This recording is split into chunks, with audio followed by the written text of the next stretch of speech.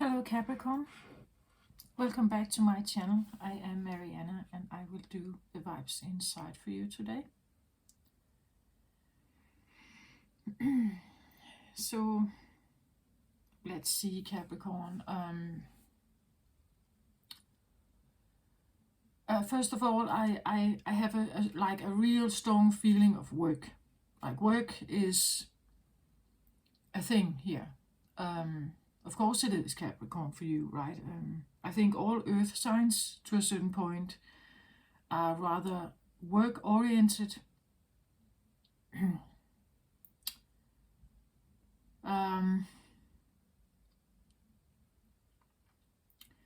I get a bit of Taurus here as well, but it's not like it's like you are a Taurus. It's not like that. It's more something about your roots or the beginning. The zodiac consists of 12 different signs, and well, there's a kind of understanding that each zodiac represents a so-called life cycle, a part of a life cycle.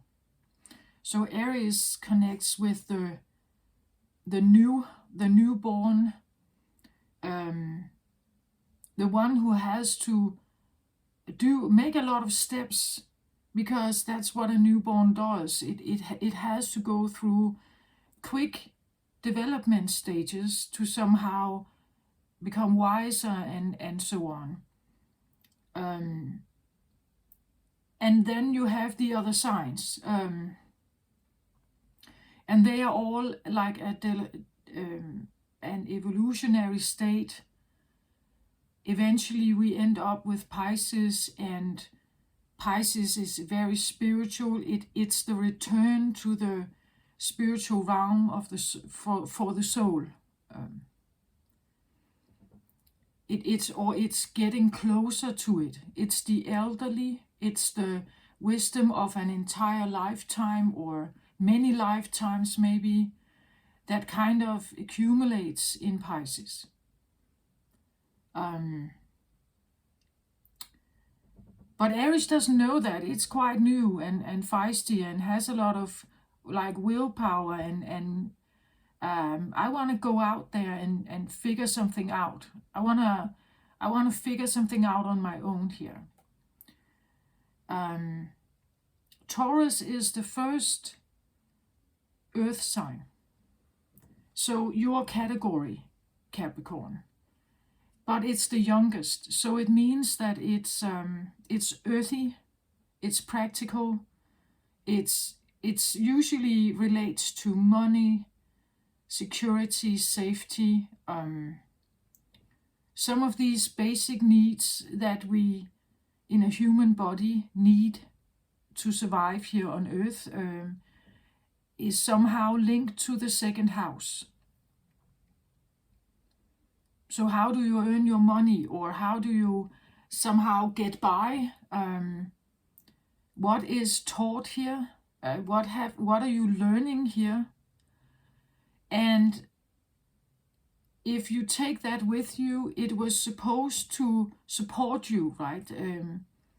What you have learned here was supposed to support you, to sustain your life when you get older and you move on in life, right? So the way I feel Taurus is present here today is because maybe you're looking back, or you have been looking back. We just had Mercury retrograde is actually done now. It has station direct, but it's we still have a bit of a lingering shadow period of this.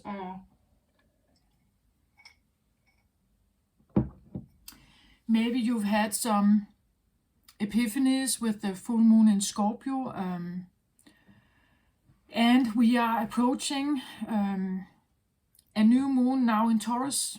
Actually, maybe that's why I have the Taurus energy here as well, that something you may have figured out during the Mercury retrograde period that usually takes us back. It usually takes us back to something. And the full moon in Scorpio was a lunar eclipse. It wants to cut something out of your life that may not serve you, right? It's the Scorpio is the death, rebirth, transformation sign. So maybe you have figured something out that has to die. It has to go for you to move forward, to evolve, perhaps grow, and even secure yourself. Again, I feel the Taurus thing is here. It's maybe it's the new moon energy, but the new moon is also about new manifestations. So maybe doing things in a new way. Again, this idea of money, security, safety, how I get along in life, how do I financially secure myself in life. Maybe the new moon is here to it's kind of pushing an energy to make a different choice or something. And I have the feeling of looking back, or you have been looking back at some of the teachings that you may have had when you were younger about money, security, safety, and so on. How to sustain yourself when you got older and you couldn't live with your parents anymore. What kind of advice did you get? What kind of work were you advised to take? What kind of line of business, or even hierarchy levels were you taught to become a worker or a leader, or somewhere in between? Usually there is what we call a level in our awareness of what we are supposed to achieve, or what we can achieve, what we may deserve to achieve in us. And we can't really go above that, not unless you really dive into what this is. And you're decluttering any kind of limiting beliefs around it. Otherwise, there usually is some kind of limit. A limit of salary, a limit of year income, a level of life standard, something like that. So, and that's what I feel like. It's like I get the feeling of someone looking back to the roots, where your money awareness or your lifestyle, life standard awareness comes from, or did come from, and maybe now taking a stance. What can I use from that? What is still beneficial for me, and what does really not work? Like, what is keeping me maybe at some kind of lower standard, but potentially I am actually wanting more than that. You are Capricorn, right? The Capricorn is like, it stands on top of the mountain. It can climb mountains. It's a special thing for this kind of, you could say, claw. You have, what can I say? That you have an ability to climb stony mountains. That's the image of the Capricorn. It actually stands on top and looks over the valley, or down into the. It wants to climb up and have a view of something, and stand on top, and kind of being the manager maybe, or at least in charge, having an overview of something.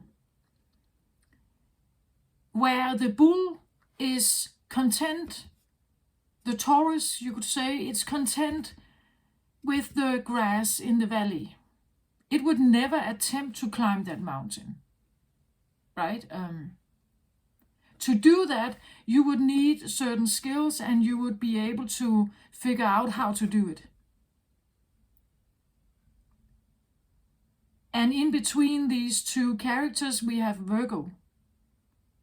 the hermit, the magician, the analyst that may figure out how to climb that mountain, or at least try to, right?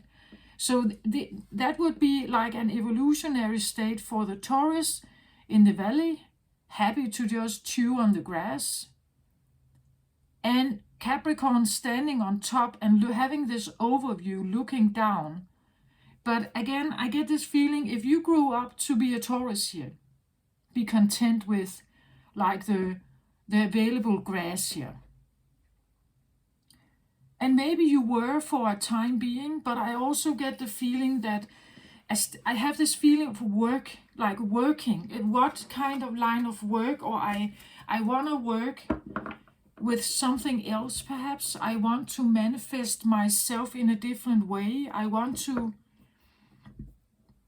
Maybe you actually do have a income level now that easily can sustain yourself. Like you do have bread on your table, you do have roof over your head, you can pay the bills, but it's like something is missing, I feel like, for you, Capricorn, right? It's like it's not quite... You don't feel satisfied, I think, with that. Even though it is actually basically you are okay. Yeah, that's what I feel like. And therefore there is this... I get a feeling of searching, like searching in your mind, searching in your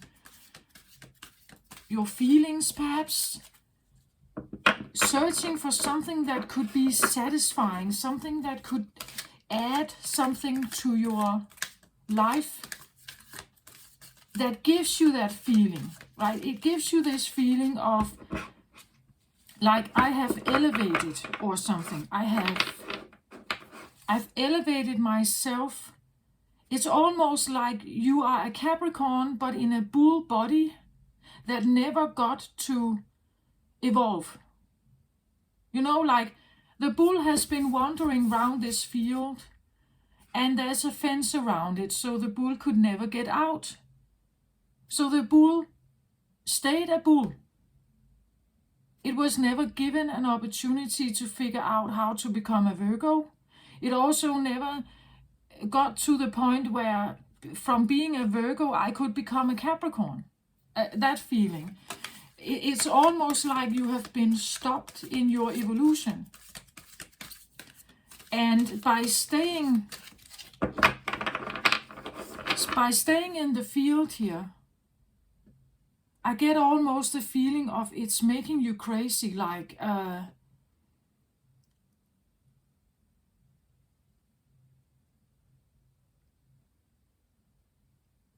being boxed in and you couldn't learn, like you couldn't learn anything. I've had some of this before, like I don't remember what kind of reading it was. I think it was, though, still this round of readings. I don't remember which one.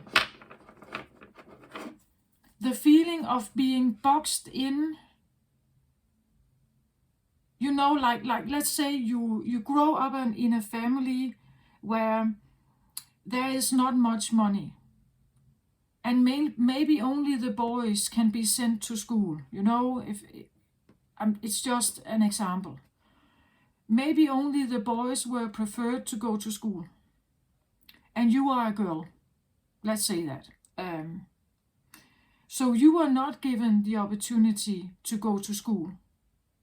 But your Taurus brother was. Do you see? It's like maybe you had a Taurus brother and they were given the opportunity to go to school and learn and educate themselves. They were given that freedom, that trust, that support, that understanding. They were given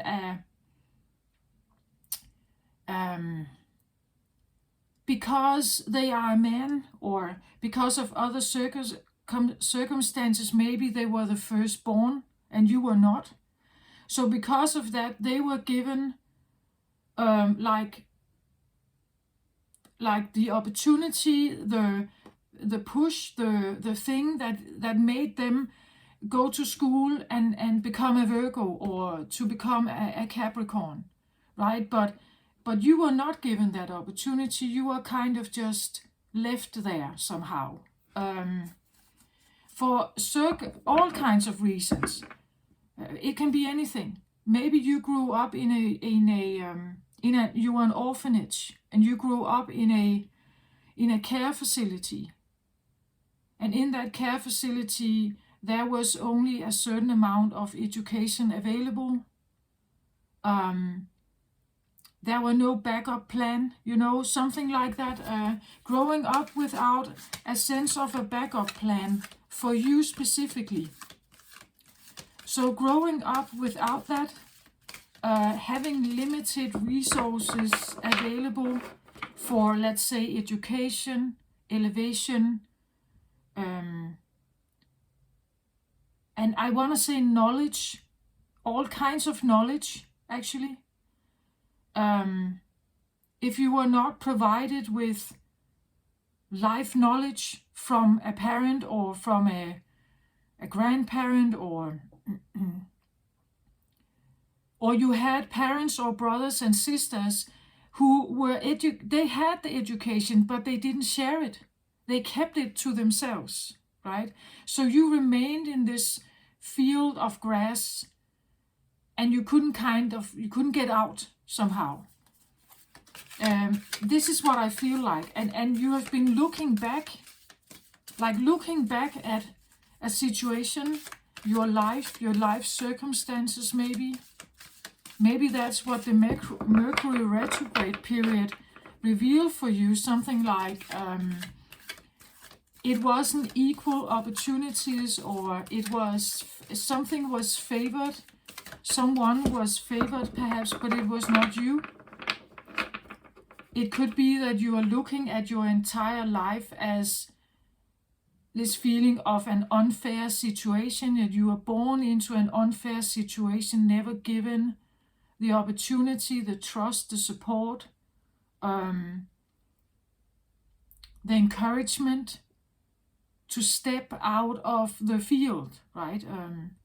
You were maybe given the opposite, like you were given distrust, no support, blame, shame, something, and it kept you in this box, you could say, somehow. Yeah, that's what I feel like, and that I don't want to be here anymore, right? I need somehow to get myself out of this. I want to be the Capricorn I am. And Capricorns can be quite dedicated to the goal they have, right? They can be quite dedicated to it, very focused, and really not shying away from the goal they have. So I feel like I'm talking to a Capricorn who is trying to set this goal for themselves, a new one perhaps. It feels almost like new roots, right? Because there's this feeling of linking back to the Taurus. And the Taurus, you could say, it is the roots, financially at least, that you come from. This is what you learn. This is what you identify with, let's say, with your parents' standard of living or educational level or something. How were they positioned in life? What were the money, thoughts in the home? And was it linking specifically to a gender? Like the males were the ones who always earned more money, and the females, the women, they were stay-at-home moms, something like that? Were you forced to become a stay-at-home mom? But actually, you would prefer to be a working mother, perhaps, or a working female, and you want to be at the top. You are actually maybe quite hardworking, and you very dedicated to getting to that goal, right? But it's like, it feels a little bit like you were never given that choice, or you were never given that opportunity.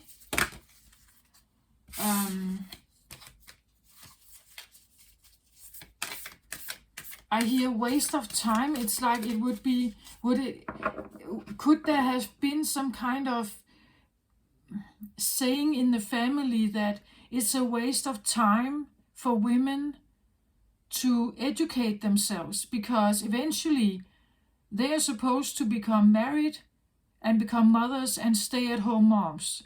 Do you see it? Like it could be the feeling of it's a waste of time to pursue a career when you are supposed to become a married a woman, to stay at home and being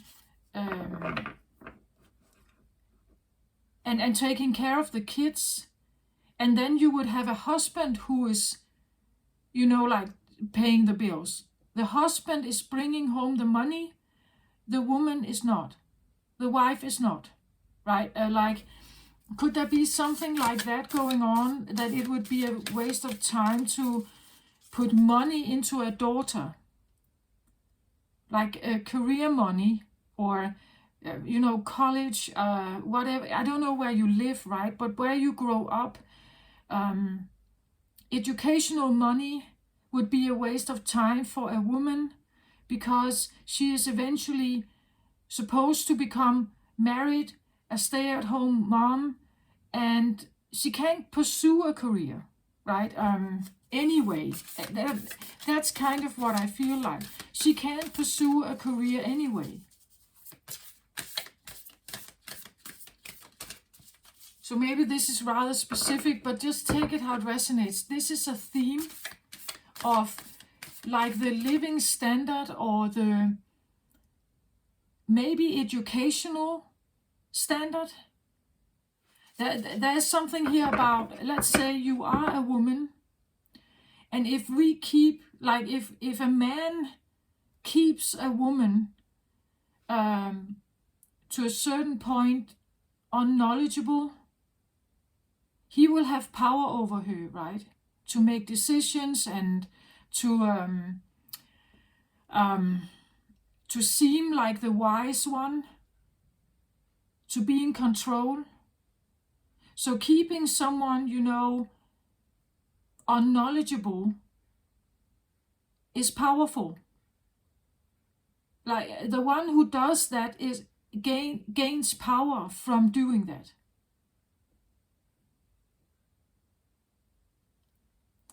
So it could be a power dynamic here. To keep a Taurus means that it can never evolve into a Capricorn. And a Capricorn can be a very successful, a very successful business person, man or woman, leader. And it means that they could come into a position of power.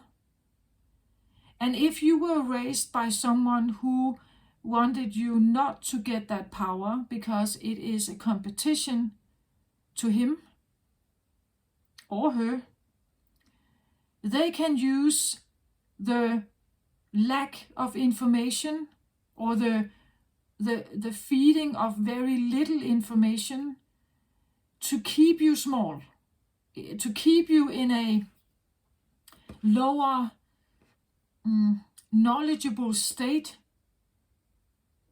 even keeping you codependent, because they look like they are bigger, right? They are in, first of all, they are given maybe by gender or firstborn or something, they're given a certain status, and they can remain that status as long as you are not equal to them. Something like that. So whether you are the one or the other Capricorn, I don't know, but it comes through as the one who may have been designed to be a Taurus, right? Or has been limited to being the Taurus. maybe due to a power dynamic, not allowed to evolve, not allowed to become bigger, not allowed to rise up, not allowed to manifest your own potential. And it could be it's because maybe you actually do have a strong willpower somehow, Capricorn, or you had that. You did have it. But maybe it has been challenged when you were very young. And maybe you surrendered to that pressure. And you stayed the Taurus, right? You stayed the little bull inside the fence, chewing the grass, because something else kept you there.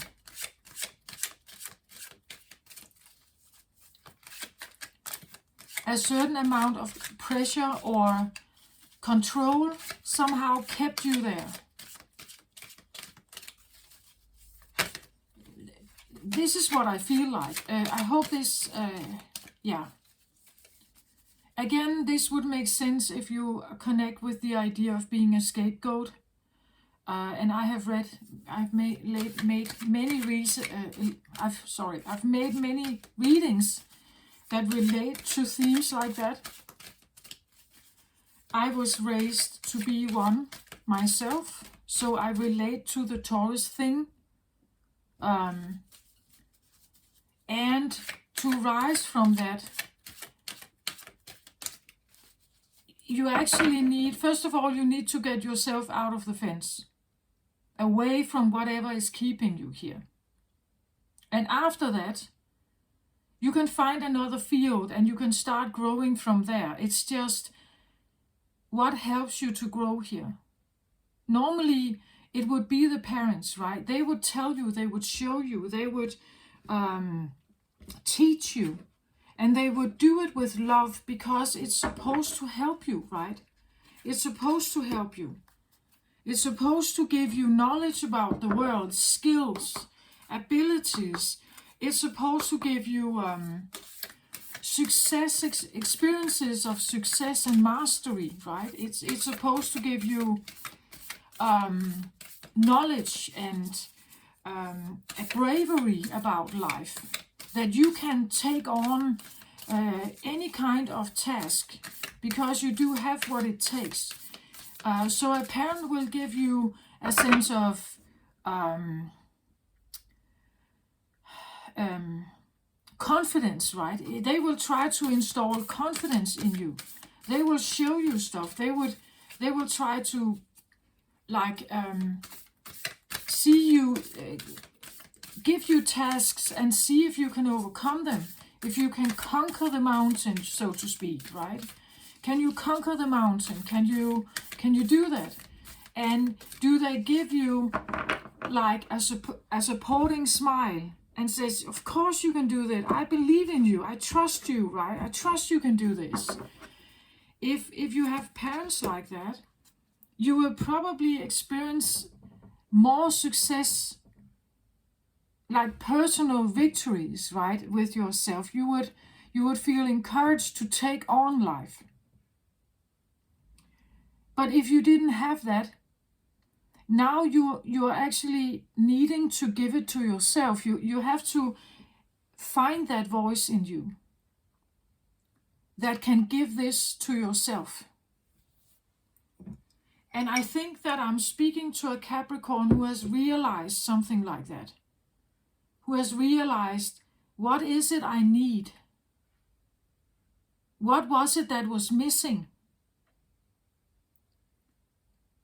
Well, maybe it was literally the education system. You were never sent to school, or someone else got the better education or the more support, encouragement. And you were given less of that. So you had to work even harder for your results, right? And you had to work on your own. You couldn't expect someone to encourage you, support you, praise you even. Let's say you bring home the best scores of grades, the best grades. You bring home the best grades, but you don't really get much praise for it, right? So you are to encourage yourself to keep moving and to kind of maybe find yourself a new goal out there. You still have to give yourself that praise. You have to find that voice inside you that is encouraging you, that is trusting you, that is like praising you and loving you. And because it wasn't given from the outside world, you have to find it inside you, the parent inside you, to kind of give you that.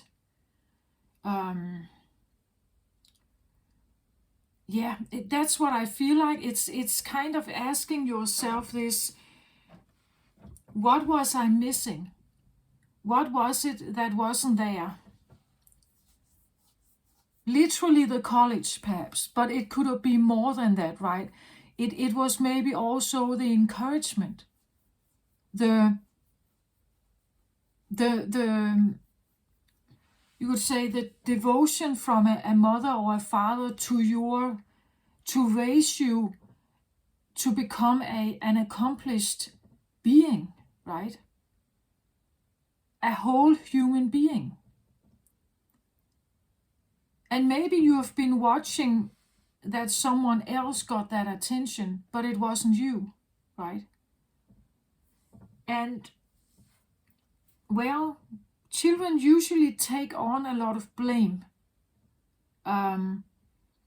If parents are quarreling and angry with each other, the child can think that it's my fault, that it's the child's fault, that something is wrong with me. I have maybe created this divide. So they take it on as part of, well, their existence. And that it doesn't have to be that at all, of course, but children are kind of, I don't know why, but they often feel responsible somehow. And if something like this happened, you could have felt responsible, like there must be something wrong with me, since my parents clearly devote themselves more to my brother or sister here and not to me, right? Children have this tendency of taking on this responsibility somehow, even if the circumstances has nothing to do with them. They feel into the situation, and clearly this other one is favored and I'm not. So I get the feeling of something could have been favored and it was not you. So now you could say you have to favor yourself. You find that voice inside you. What would they say? Like if someone was favoring you, what would they say to you? How would they encourage you? How would they support you? What kind of words? What kind of way? Or even what will you prefer if someone should favor you? If someone should favor you, how would you prefer them to do that? How would you prefer them to do that? How should they come in? How should they manifest themselves? What kind of words do you need?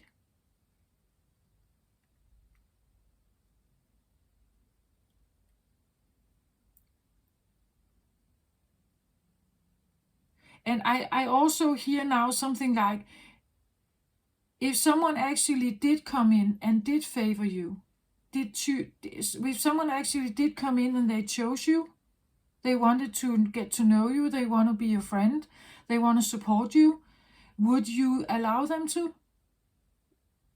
Would you trust them? Would you believe in them? Would you give them the benefit of the doubt, or would you just dismiss them? Because this is what you have, like, you have never, you've never learned, or you've never experienced that. Like, you've never experienced that someone would generally do that with good intentions. And it may feel unfamiliar, like it may feel like there must be a catch, right? There must be something wrong with this person. There's something wrong with this situation. Because no one could choose me, like no one could choose me like that. No one could do that. That is not who I am, right? That's that, or at least what you thought you were. But you have to kind of convince yourself that yes, you can be someone who is chosen. Yes, you can be someone who is liked. Yes, you can be that. But you can't trust that it's your family who is doing it. Again, go back to the Taurus. Go back to the roots you come from. If you didn't get it here, don't go back to it. It won't help. Right? Don't go back and expect that it will be here for you. You need to find somewhere else to look for new roots, I want to say. It's like cultivating new roots for yourself. And this is where I feel like you need that inner voice. That inner voice is supposed to help you find those roots. Because you didn't get them when you grew up. What you were given was just basic, I want to say. It's basic and nothing more to keep you there, right? Maybe to keep you codependent so that someone else could feel big. Something like that.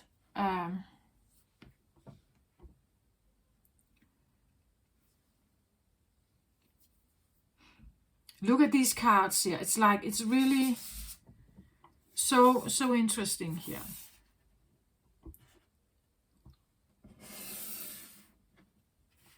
I can't make this up when you look at this. King of Raphael. So yes, it's safe to trust the ability to accomplish many things at once and follow your creative passion. Right? That would be the support that you needed, right? This would be someone, of course you can trust me. Of course it's safe to be here. You have the ability to accomplish anything, right? Just follow your creative passion. Then we have the garden here. The gate, literally a gate. As I said, it's like there's a fence around the field and you can stay inside the field, but you can't get out of it, right? You can't go out somewhere else. You're supposed to stay in here. You can't go and conquer the mountain. You can't go and become that leader. Now, you are maybe supposed to be the little girl here, the young girl who just stays inside the fence here. And not to say that it's necessarily a bad fence or a bad garden. It's just little, or inside that fence you can only find certain knowledge, or you can only accomplish certain things, and you don't have the key to open this gate here. And it means that you are staying there with these limited abilities. Not to say that it's necessary. Again, as I said, maybe you grew up in a home that, it had all the basic stuff. You had nice clothes. You did have a nice middle class home, perhaps. You had maybe there was actually a nice garden, a little nice garden. Maybe you went to a little public school, and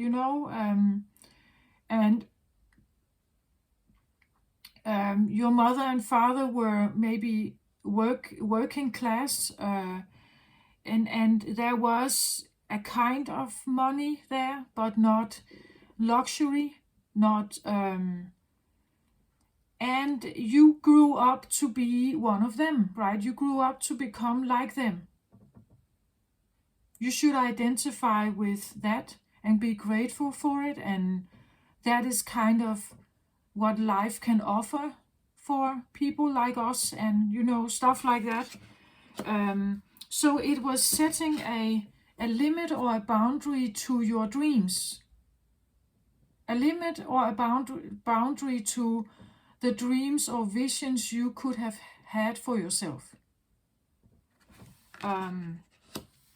And somehow I get the feeling that it's you got accustomed to this, or you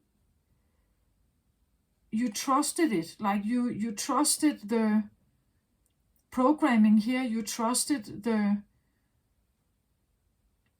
circumstances here. You lived with this and got to identify with it, I think, over time. We have the curse now here.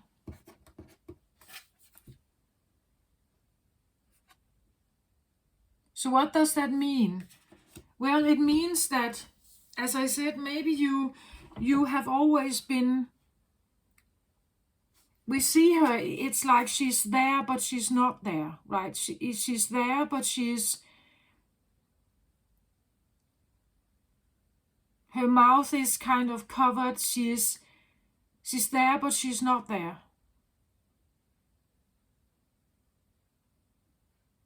So this is, I see it as two things. Like, it could be that, I'm sorry, I have to sneeze. I'm sorry. It's like,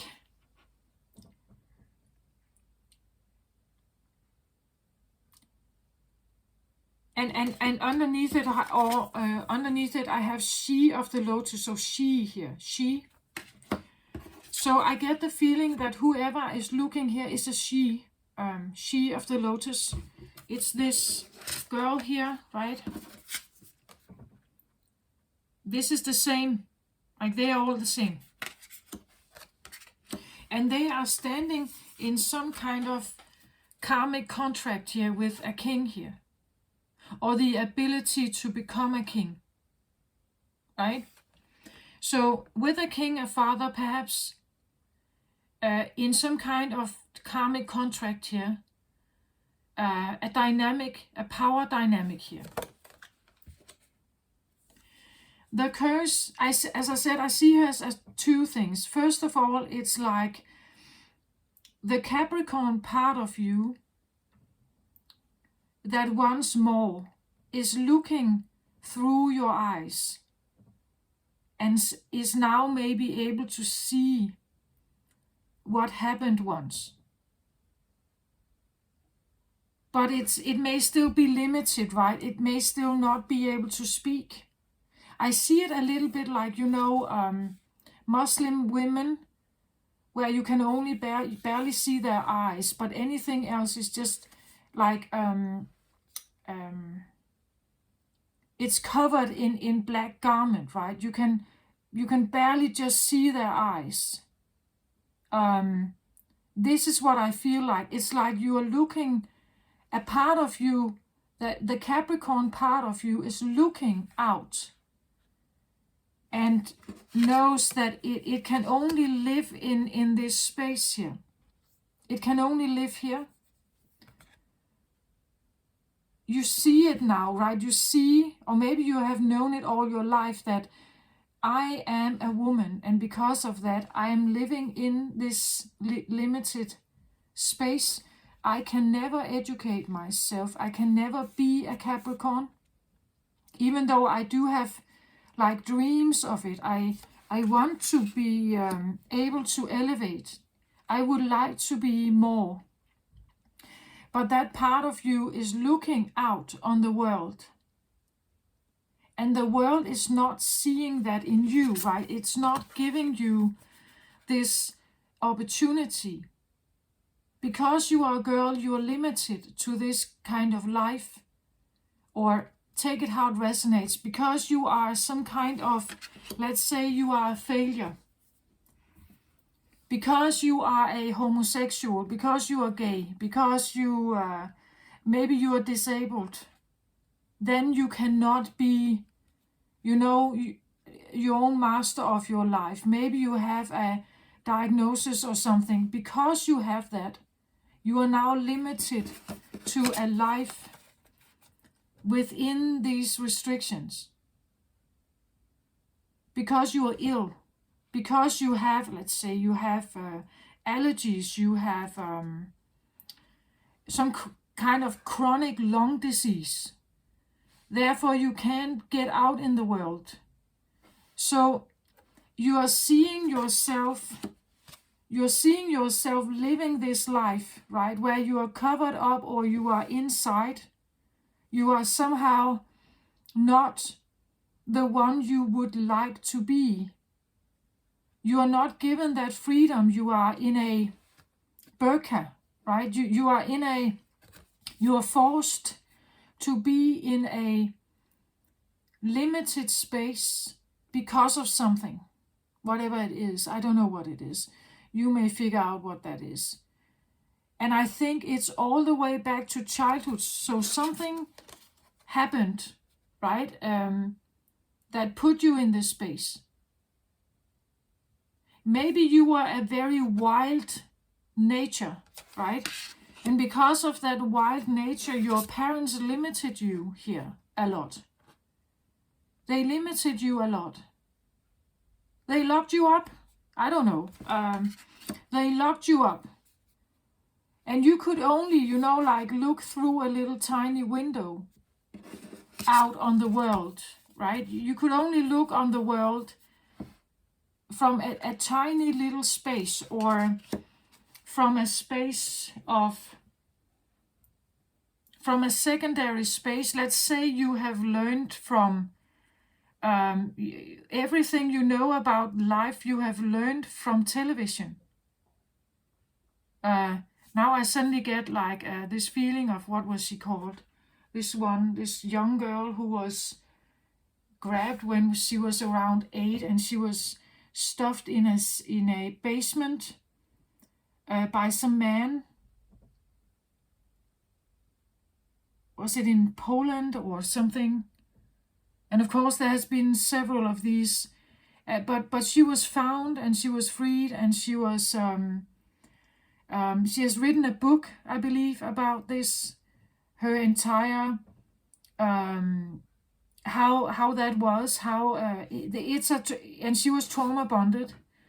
It was definitely a Stockholm syndrome. She so there is maybe there is something like that going on. You can have a look at it, the trauma bond. But I think that when this card is here, it's because you see it, right? A part of you understands now. You see with new eyes the circumstances you are in, the life you have.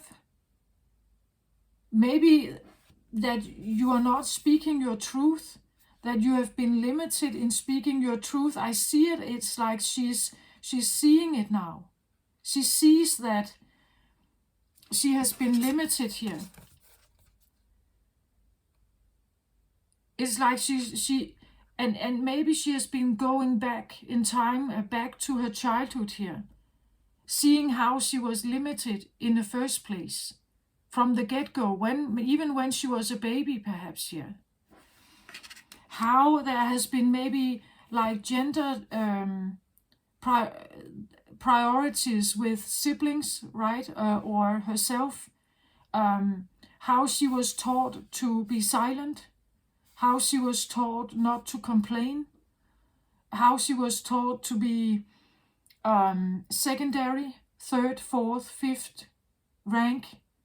How is she was supposed to just be a Taurus, right? How she was kept in a space of less knowledge. How she was kept unknowledgeable.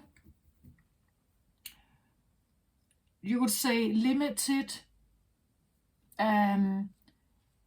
It's like she's seeing it through the burqa. She is now seeing the circumstances that she was forced to wear the burqa in the first place. The religion, all tradition, all kinds of stuff in her life, it has been put upon her from a very young age here, right? From a very young age, she was designed to be this one. To be this one, a quiet companion and wife of a big king here. You see? A big king who has all the abilities to accomplish many things at once. As long as he just follows his urge in life, she would be the silent companion. Right? The wife at home, the one who is supposed to stay at home with the kids. I get strong traditional or religious feelings here. Something like to fit into the system, you have to become a certain person, right? And you have to adapt yourself to this role, like you're supposed to play a certain role here. As I said, the feeling of it's not worth it, it's not worth it to give education to this one, because she is eventually and already now supposed to just be at home, to just be a wife, to just be unknowledgeable, to be someone who she cannot argue this one because she doesn't know enough, right? Someone in this position, he would be knowledgeable. He would be able to come in with information that she does not know anything about. And it would make her feel that she is less smart, that she's not very clever, that she is dumb, right? That's what she's talking about is just dumb, childish rubbish, right? And she could be challenged with someone who was given all the opportunities and all the schooling and all the options, you know. Someone who is in charge here. She of the Lotus here, again, it's like, when I look at her, it's like how her face is positioned at the bottom of the card. It's like her status, her role in society, or it's supposed to be here, not up here, right? That there's a lot of things, you could say, put upon her here, like tradition, religion, the role, the clothing, perhaps the burqa, the perception or the lack of education that she was not given. All this is something that she is fighting against, or she's up against. And she's here, right? I get the feeling of someone sees this now. They see how they were deliberately put at the bottom here. Deliberately put here. Maybe due to the gender. Maybe due to the gender here. Deliberately put here. But I also see with this card that even though you know this, it's like you want to take on somehow to get yourself through this, somehow to be true to who you are. There's something in you here that wants to break out. It's like she's there, but she's not there. It's like maybe those around you don't know that you see. Like those around you think that you're still this one. That you're still this one. That's how they want to see you. That's how they treat you. That's how they speak to you. That's how they project stuff upon you. The expectations they have towards you. That's this. But I think that whoever I'm talking to, you see now, right? You're seeing how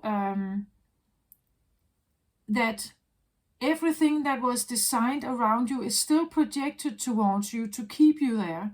But you see it, right? You see that I was given a role. I was designed to fulfill a role. I was never given the opportunity to be who I am, who I really am. And I see it now, right? I see it. And maybe you are still disguised here. You know, you're still playing the role. You're still in this role here.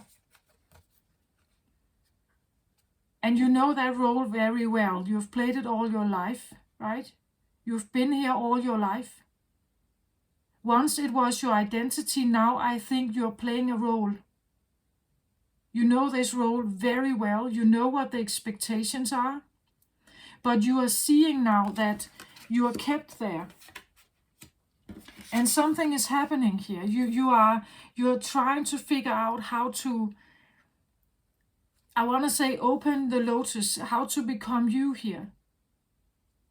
While you're still navigating some of the waters that you come from.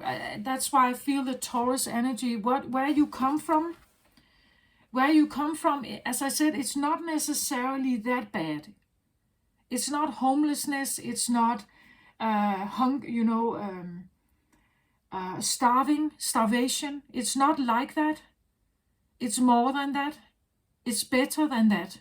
But it's not what you want. It's not what you are actually inside identified with and what you're looking for. There are limitations here. And there is also, as I said, like a power struggle. A power struggle with someone here.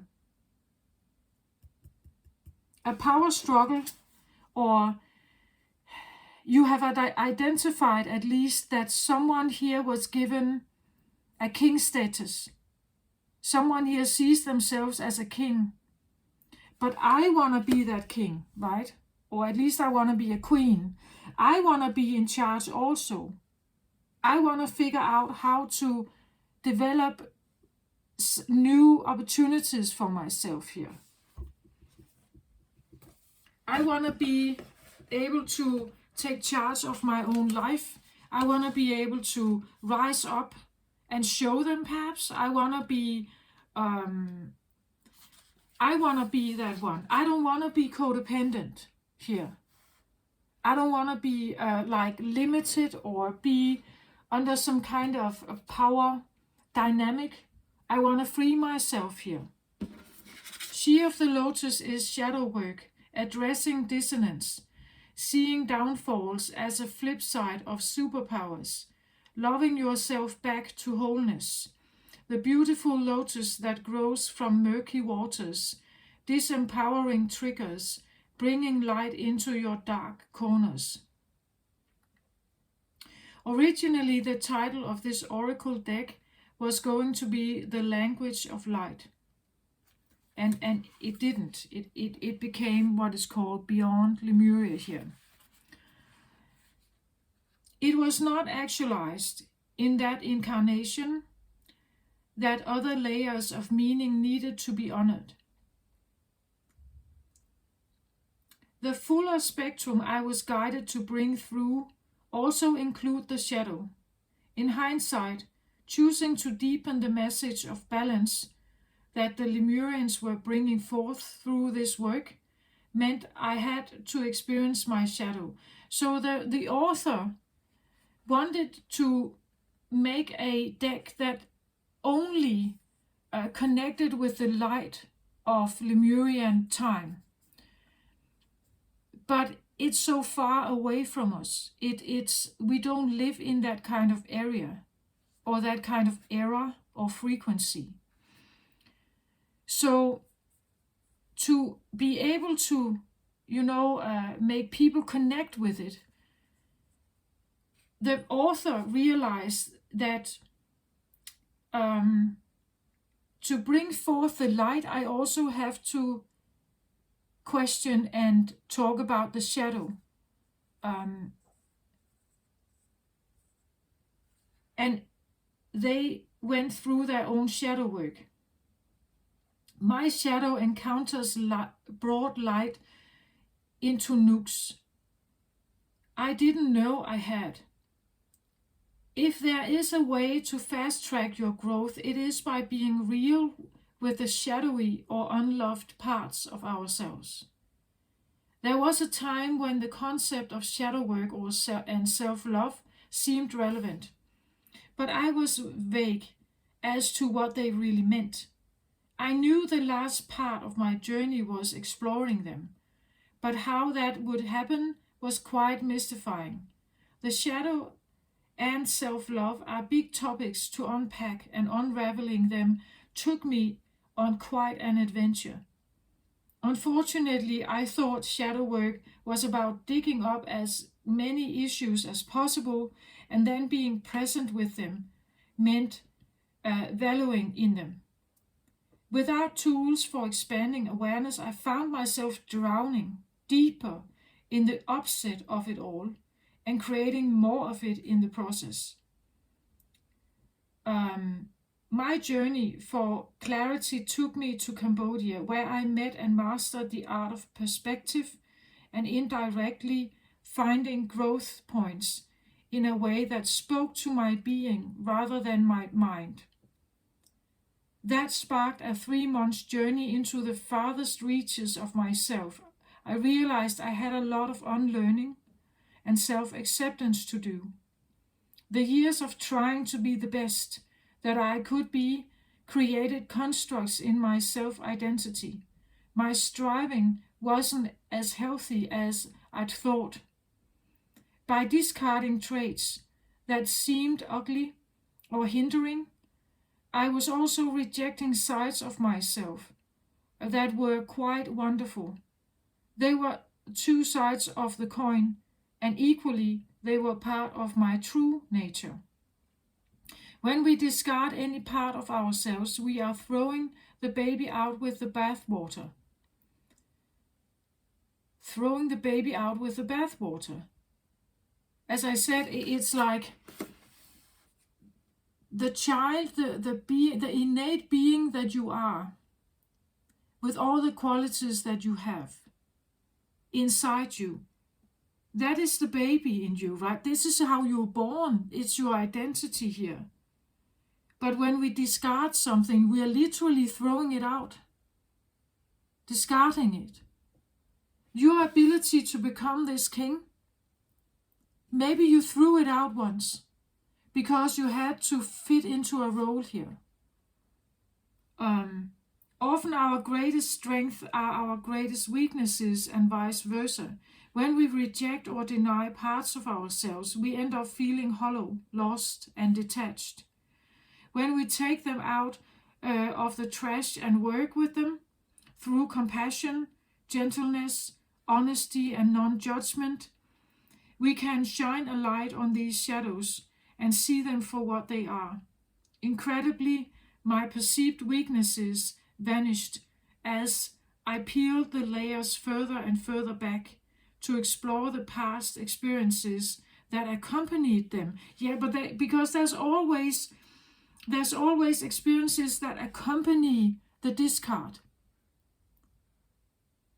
Why was something discarded here, given up, surrendered to?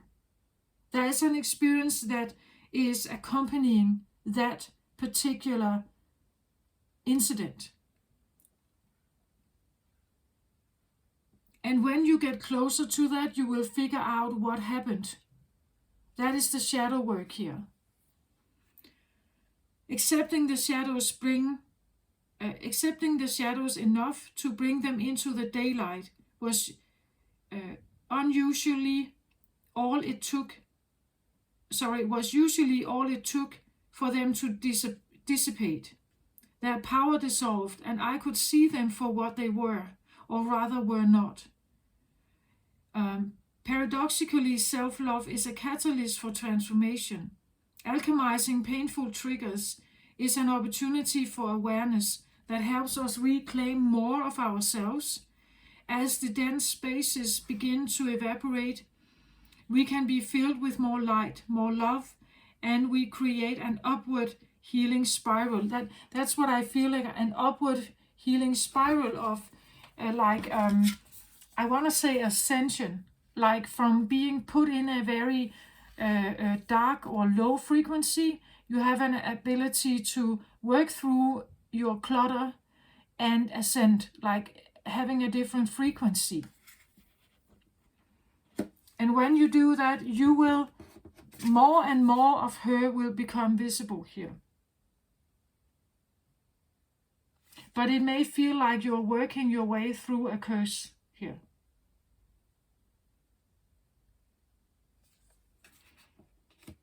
A curse of self-discipline, a curse of not knowing exactly who you are, and you just see that someone else was given all the attention or all the love and all the striving. Something happened though, I feel like, that accompanied this discard. Something was given up here at some point. And you are, a part of you has always been looking for it, to reclaim it. But something happened here. I wanna get the drivers out, just to see if we can get a little more additional information.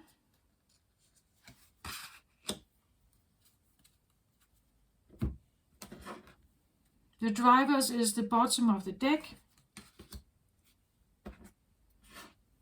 I call them drivers because it's like something inside you is wanting you to change, is driving a healing process or a change forward.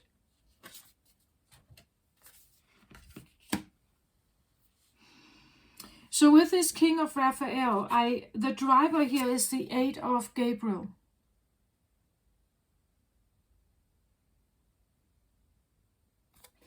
Eight of Gabriel, I would say, would be 8 of Wands. 8 of Wands is, in tarot, can talk about back and forth. Well, it's called a communication card, back and forth, passionate communication. Here it comes through as a great deal of activity, sudden and immediate results, and important communication. I would say that is a great deal of activity, of information here. This is the driver, that you're trying to have contact and communication with a part of yourself here. But this part of yourself may be, you could say, it can be a father, of course, that you're trying to have conversation with, but it can also be a part of yourself you're trying to get forward, your inner leader, the one who can be accomplished, who can accomplish many things. It can be that you have a process of trying to find this one inside yourself. But what you usually see is that it's manifested in others. So you see others around you have this, but not you, right? You're trying to find ways to communicate with this part of yourself here. This other part of you, you would say this is the yang in you and this is the yin in you. The yin, we see her here with the driver of indecision here. She doesn't know what to do. Like, she would like to have a lot of communication, but she doesn't know how how to change it. Like her circumstances is kind of under lock, right? She cannot do anything. Her position is stagnant. She by herself has no way of changing that. Again, it can be this idea of women in certain cultures, but they don't have any status. They don't have any willpower on their own. They are totally and utterly linked with the husband, and only the husband has something to say. Only the husband will be listened to. Only the man or the father will be listened to. Whoever is sitting here cannot move. They don't know how to get themselves out. And the indecision card can also talk about lack of knowledge. I don't know which is the right way to do because I am just a small girl. I don't know much about the world. If I got out here, I wouldn't know where to go. I don't know what to do. I don't have much knowledge. Actually, if I got out there, I would be lost. I wouldn't know how to sustain myself. I wouldn't know how to find my way here. So you see, the driver is this indecision here that I don't know enough. I realize that I don't know enough about the world, enough to sustain myself, enough to be alone. I can't stand alone here. She has a red cloak. The red cloak for me talks about root chakra. Root is where we usually hold the worst traumas. It's the roots we have, as I talked about with the Taurus idea, the roots of your like life standard, money, awareness, and everything. It comes from somewhere. It's inherited. It's programmed into you. It's an innate thing. The root chakra talks about our primal instinct for connection when we are babies. We have to connect with something to survive. And babies somehow know that. They call for help. They scream, they call for help. They need to be nurtured, fed. They need to be helped in any way. So we have to connect, attach ourselves. We talk about primal attachment here, but maybe the primal attachment was very insecure here.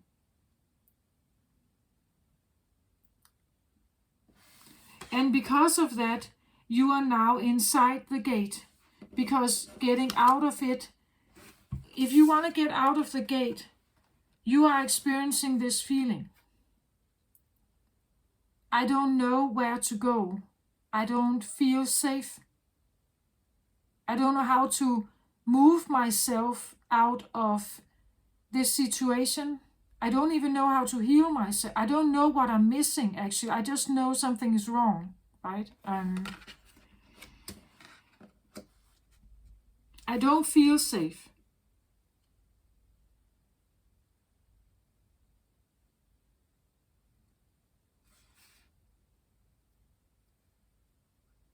I want to have a conversation here with my father, perhaps, or with a brother, or a man. Maybe you're married to this guy here. Maybe it's your inner yang energy. That I need you, right? I need you to come and help me here. I need you to come in and guide me. So I need to have some kind of conversation here to evolve this guy here in me here. I need him to become active so that I can trust in life. But again, I get the feeling that this one is very stagnant. Maybe stagnant to the point that inside you don't feel like you have your inner leadership, that you alone here can be enough to go out in the world. It's like this would be the feeling of like lacking that inner leadership. I don't know how to lead myself. I don't know how to take care of myself. I don't know where to go. I don't know what to do. I've talked about with scapegoats this feeling of lacking the compass, like lacking this inner direction, this inner feeling of I know who I am and I know where I'm going. This is the feeling of lacking that compass. So I have no inner leadership here. And because I don't have any inner leadership on my own, or I can't, even if I have it, I don't know how to bring it into the world because I'm limited here by the gates. I'm limited by the knowledge I have. I'm limited by the, maybe you don't have the money, to have a certain education. You're limited by your current roots, I would say. Your current roots are limiting you in being able to expand, going somewhere, even to educate yourself and becoming a king here, to accomplish something. You're kind of limited. I don't know, maybe you are in a prison, literally in prison. Or you feel like you are in one. And every time you try to get away from it, you feel this lack of direction. You feel this lack of direction. And maybe you have been questioning yourself during Mercury retrograde. Why do I feel lack of direction here? I see others, they have direction. Why do I not have direction? Why do I not have a compass? Why do I not feel like I know where to go? This is, who am I? I don't know anything about myself. I don't know where I want to go. I don't have the feeling of a passion, perhaps. I don't feel like I... And here we have someone who has a lot of activity going on. They know where they want to go. They can accomplish anything. Why can I not? Why can I not have that? I feel like someone is seeing it, like they are still in the role. They are still procrastinating, maybe. They don't feel that they have this contact to the inner leader, right? This one still doesn't have the compass, not really. But what they are seeing is that it's like there is more to me, but I still don't have the compass. I just see how I have been, like, it's like I've lived in a box, totally codependent on something here that has a lot of stuff going on. They have a lot of stuff going on. They are very goal-oriented. They have all this stuff going. I see it manifested outside of myself in other people, but why can't I find it? Why can I not find it? I want to be like that. I want to activate this one inside me, right? I want to have this, the leadership. I want to find that leadership. I want to find this guy in me. Why is he missing?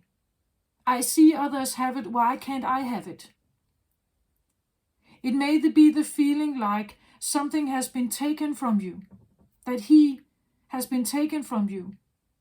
And now, because he has been taken from you, you need to rely on another one. You need to rely on a brother, on a father, or a husband, right? Because here you cannot do anything on your own. Your own leadership, your own, you would say, manager, the boss that decides where to go and what to do, it's like it's not there. And I think you see it, it's like you are aware of that this lack is there. You see it in others, right? You see how they are taking action, but you cannot do it on your own. There's a drum here. The drum for me is like, it's like, you know, like a drum of the, like, dum, dum, dum, dum. It could be the feeling of a heartbeat, right? It could be the feeling of a call. Something is calling you. It's like it wants your attention, right? It's the drum can be upsetting, but it can also be relaxing, depending on how the drum is used. Is it very, like, you know, da da da da da da da da da da da? Is it very aggressive? Is it relaxing, or, like, as I said, like a heartbeat? Is it a feeling of something is stirring? I want to say something is stirring here in you. It could be the feeling of, like, I'm awakening something. I'm awakening something in you. And what I'm awakening is this thing in me that I haven't really been in touch with before. Something that sees. I'm connecting with something that is, it's seeing now. It's seeing life for what it is. It sees life for maybe how you may have felt repressed, how you couldn't get in tune with something. Why? And in this area, you can feel all kinds of feelings. You can be angry. You can be very, very disappointed, very sad, very like revengeful. Maybe you are seeking vengeance here. You are, but I think you're keeping it silent. You're not saying anything. Again, you're still wearing the burqa, right? You're still under this influence. You're still under this influence. You're just seeing it now. You see something clearly. You're trying to, like, it's like, how do I get myself out of this mess, right? The drum is like a voice or something in you that is trying to come to the surface. It wants to come up, and the drum could be, you know, drums can be used to draw attention. Like when you drum, people can draw their attention to the drum, right? It's a sound that is different. It draws the attention to it. So it's almost like this drum. You cannot not hear it. Like you cannot not hear it. It's calling your attention, and it's manifesting itself by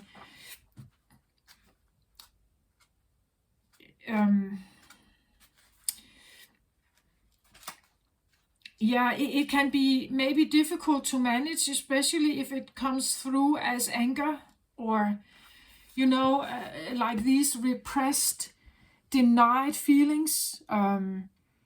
It can be that you see the disharmony, how someone in your family maybe was favored and how you were the scapegoat, right? How you became the bad one, and how something else became the good one.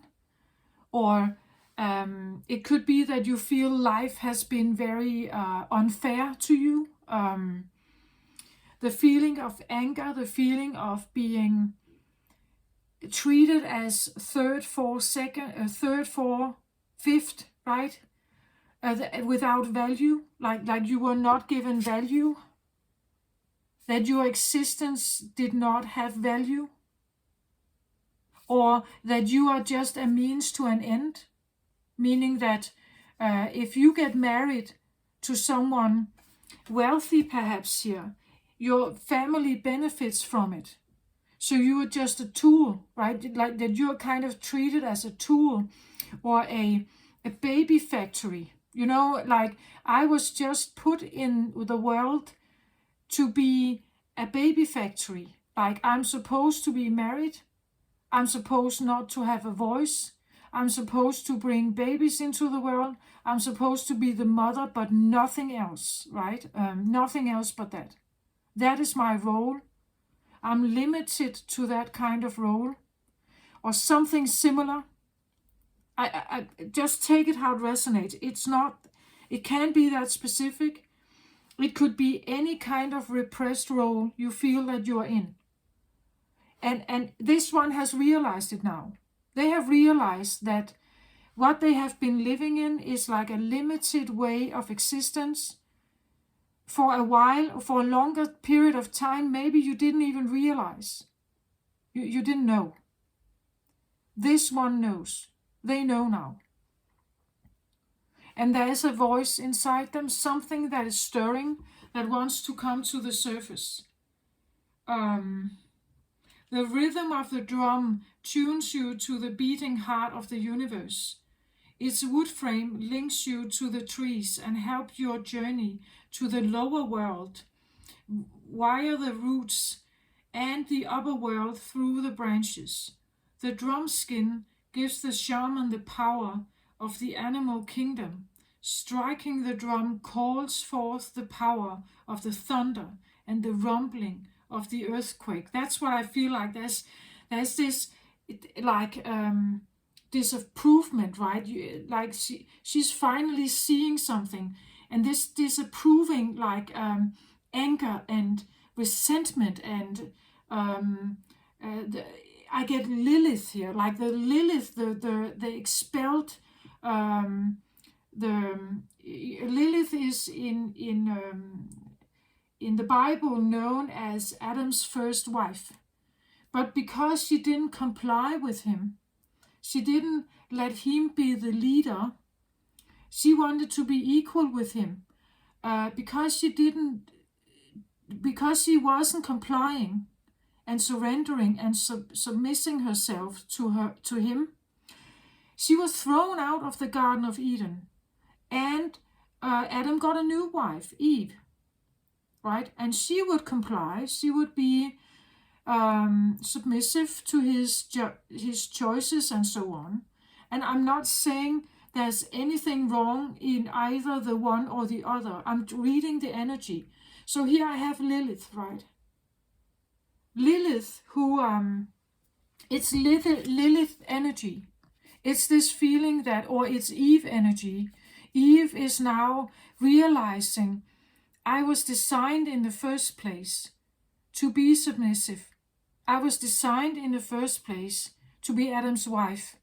I was designed in the first place to not have anything to say, to always be second, third, fourth, fifth, to him, to Adam, right?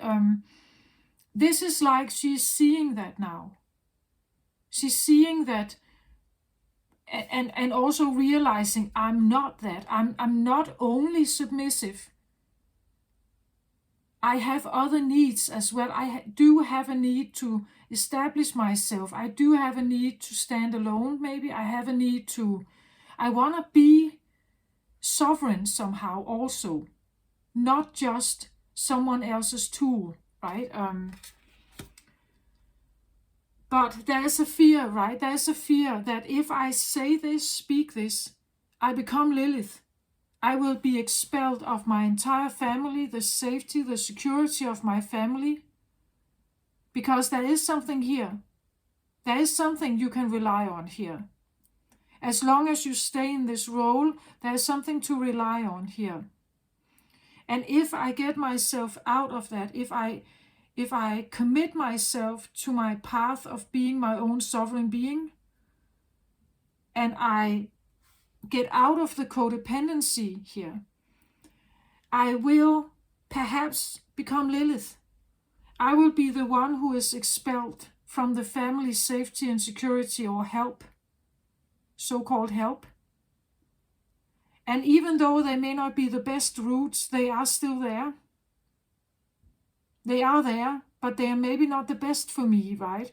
So this one is in this indecisive, you could say again, indecisive place of feeling the anger, the rumbling, feeling the anger, the resentment, the some of this stuff. It calls forth the power of the thunder and the rumbling of the earthquake. The earthquake is like an eruption, right?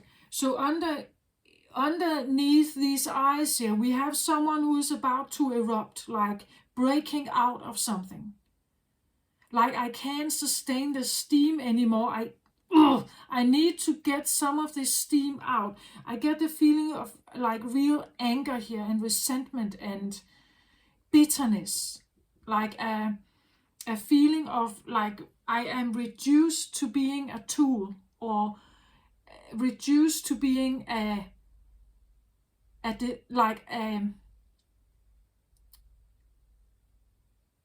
I'm reduced to being a tool. I'm reduced to being a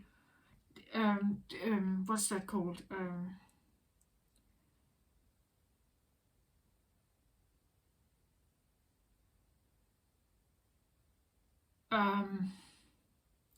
Like a trained animal, right? A horse with reins. I'm not free. I'm not free. My freedom has been taken from me. And somehow maybe I have also surrendered to that because I didn't know any better. I was a child, right?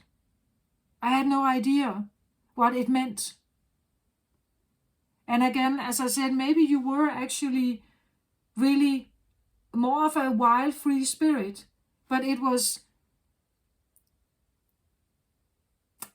programmed out of you, I think, here.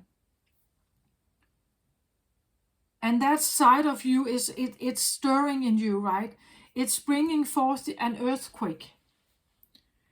And you are trying to control your feelings here, I think. The drum invites a trance state where healing and prophecy happens. The drum invites you to take the next bold step in your journey. The forces of heaven and earth are aligned behind you, supporting effortless action. This is not a time to push against the river. The current will take you exactly where you want to go once you jump in. Collect your power tools and summon your courage, because it's going to be a wild and glorious journey. Allow yourself to be carried by the rhythm of what is really essential in your life. You travel to the beat of a different drum. It's time to acknowledge you.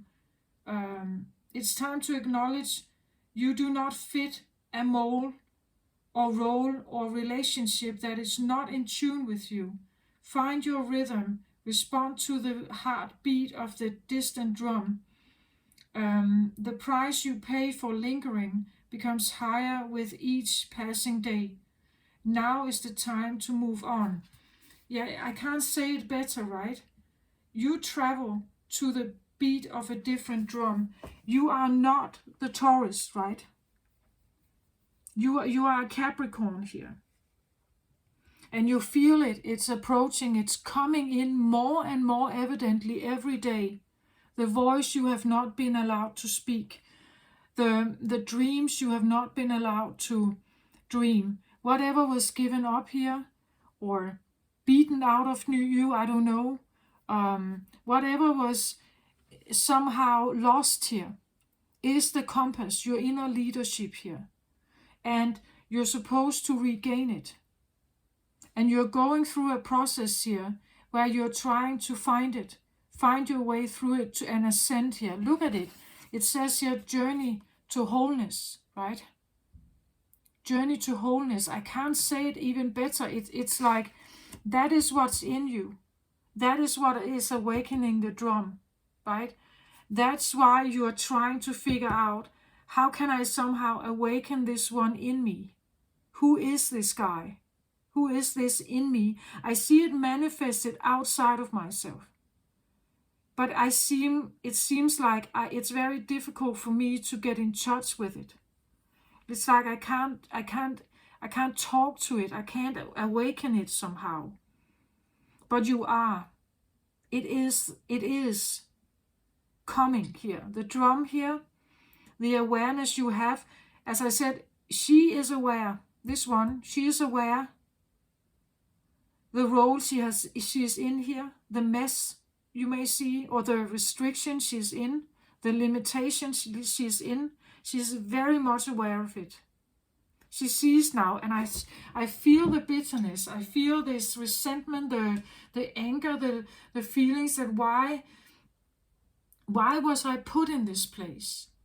How did I lose my compass here?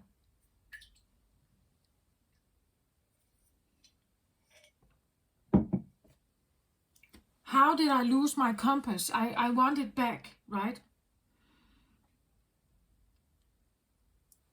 What you are doing here is extremely important to get more and more of yourself back. To the vibrant you, right? This is the vibrant you here. Wild and free and like, I feel that. It's wild and free. It's very colorful. It's raw and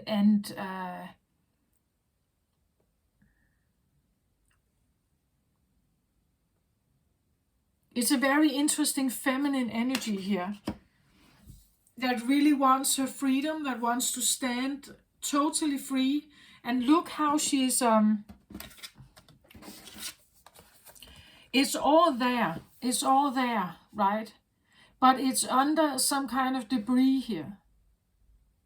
And when you get this debris away, the anger, the resentment, the bitterness, all the bad choices you may have made or you were forced to make, the marriage you didn't like, or the circumstances of being restricted to being the wifey and nothing else. When you somehow get yourself through some of this, you will stand like that, right? Vibrant, fierce, brave,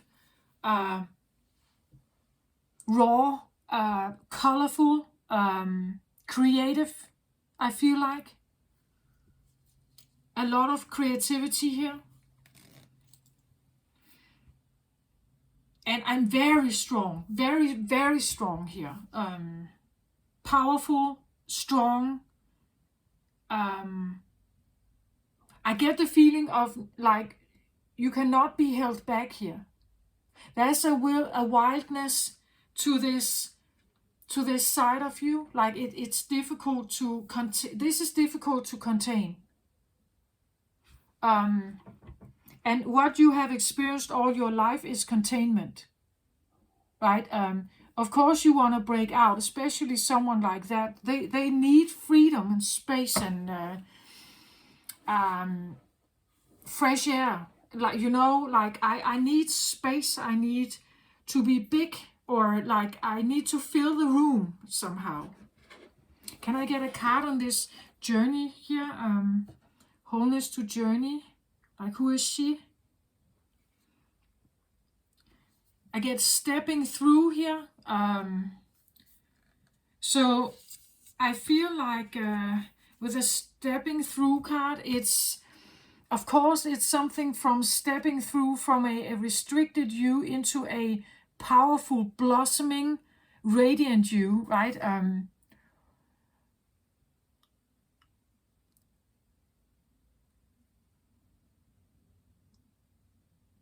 But it could be that what you need to do that is like you're stepping through some kind of boundary here. A boundary like the gate. It's like to become her or be united with her, you have to do the stepping through. The getting out of the cave, you could say. You have to free yourself. And that takes bravery. The stepping through here is a brave one. She steps through without knowing what she's gaining. She's doing it because it is innately her to do so. It's in her beingness. She's not supposed to stay in that earth, you could say. She needs new roots somewhere else.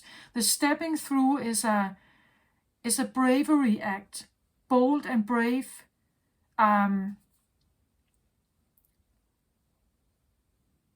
I see her as actually showering here, shampooing and showering. It's like she's cleansing herself from anything that really kept her in a certain way.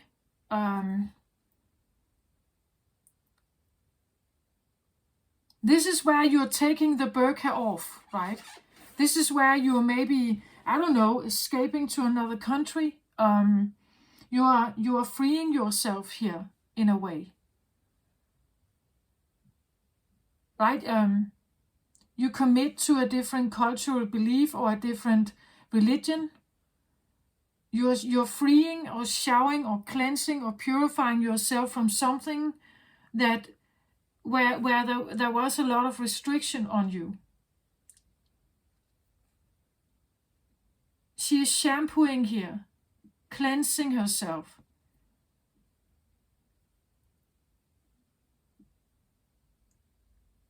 And I actually see like she's enjoying herself. She likes it. She likes this new free her. Like it could be like a freed expression, expression, a way of expressing herself without a burqa, right?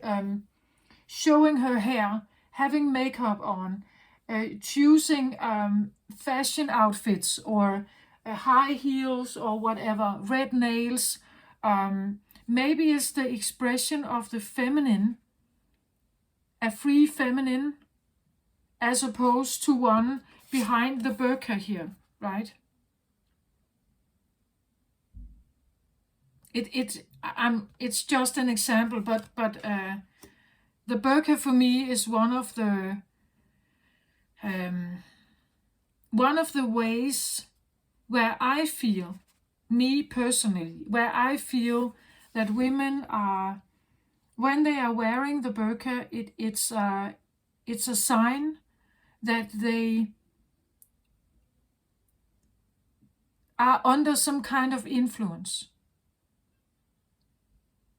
Some, I believe, are wearing the burqa because they trust the words of the Quran, and they live by that teaching. Some are using the burqa out of fear, I believe. And I don't personally think that women should live like that. So for me, the burqa is a limiting outfit for women. But that's my personal belief, and I'm quite okay with you not having the same. But that's just personally my opinion. And I must say that whoever I'm talking to here, maybe they haven't always thought of their life as being a restriction. Maybe they have felt protected. Maybe they have felt protected with the burqa or these limiting circumstances somehow. But I think the one I'm talking to here is beginning to see their life differently. And that is why the drum is here. That's why something is stirring in you. Some kind of feeling of unfairness, resentment, bitterness, anger, limitation, something that is unbalanced, like one was given better opportunities in life or freer opportunities in life and you were not.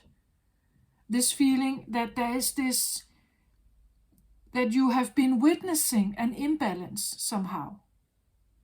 an unfair treatment, right?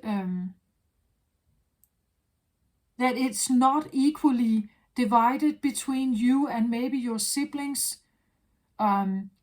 Maybe it's an inheritage thing, right? That you have a brother who is inheriting the entire castle and you are not getting anything, right?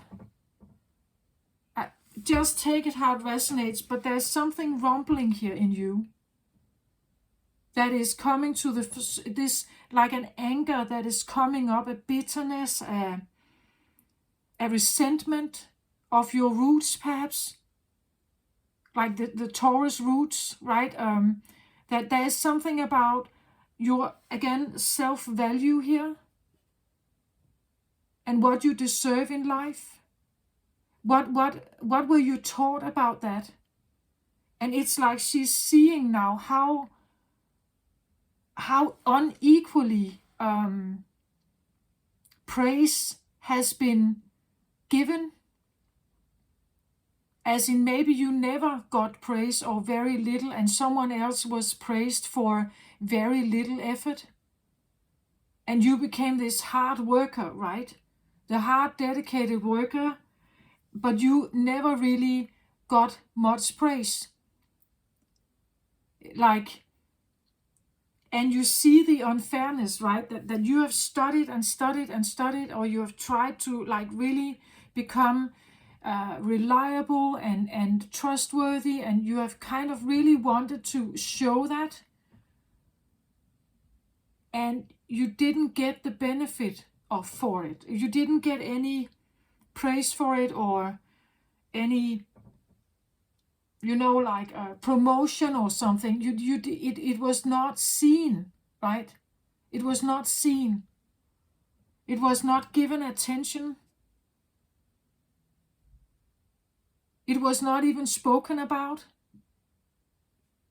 And you're seeing it now. It's very clear for me. You see it, and you hate it. Like you yeah, that's what I feel like. You want to change it. You want it to be different. You want to be this one. Find her again. This is the one who's missing over here, right? And again, maybe it could even be that you're thinking, if she was here in the first place, it was never really, it never really disappeared from me, what kind of choices would I have made? What kind of person would I have been? What kind of opportunities would I have had? What kind of personality would I have had? Would I have accepted where I am now? Definitely not. She would not. Definitely not. So you see, I get this feeling of like a conversation between, what if I've had all of this, what voice does she have here? How is she speaking? How does she present herself? How confident is she? How strong is she, right? So this is also about envisioning yourself in your perfect place, where you do have confidence, where people value you, and you did get the support, you did get the praise, you did get the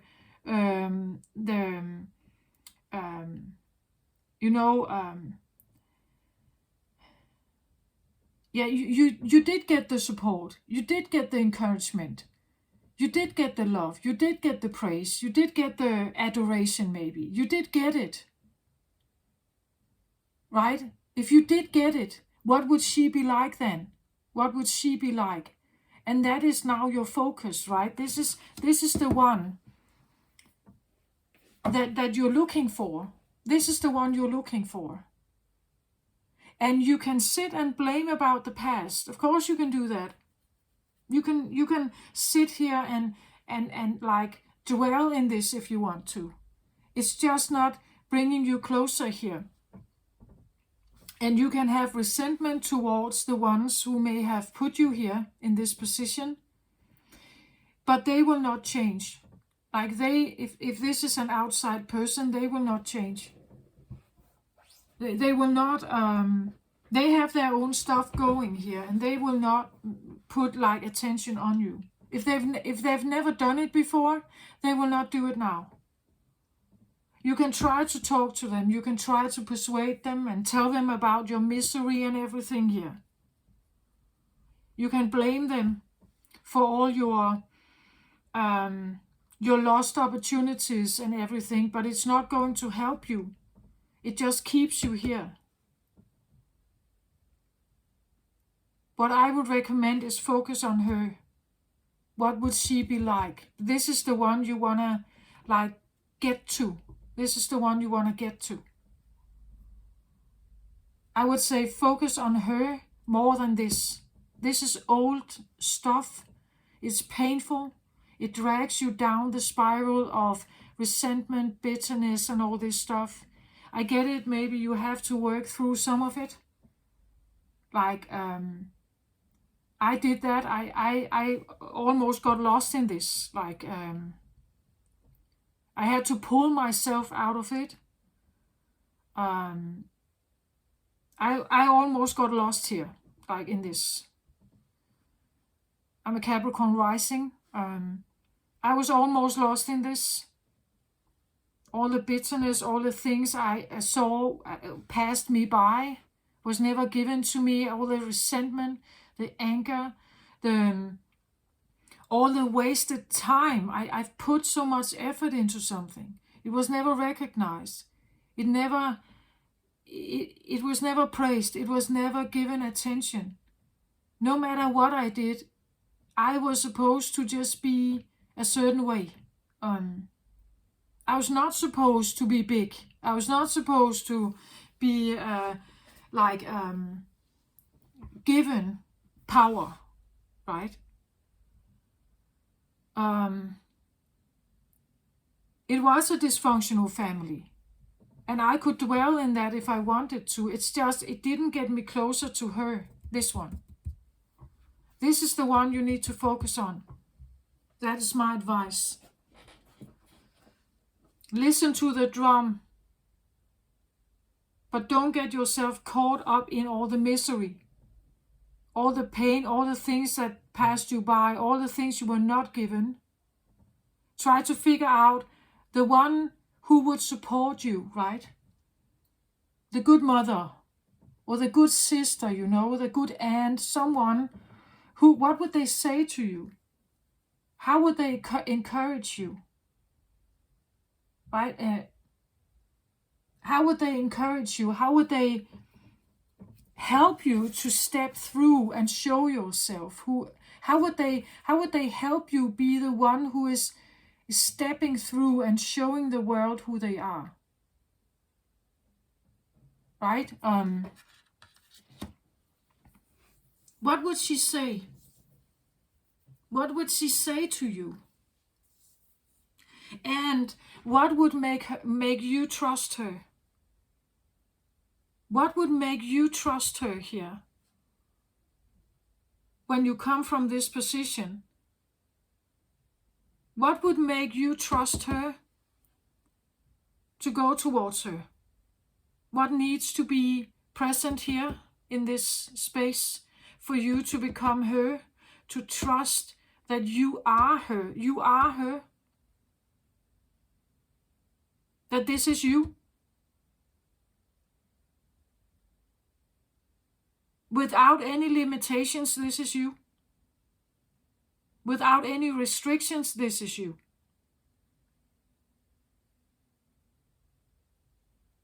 So instead of identifying more and more with the scapegoat idea, try to change a bit of perspective and try to identify with a whole you here. An unlimited you. And what would she be like? If she could have anything in the world, what would she want? For once, I think she would like freedom.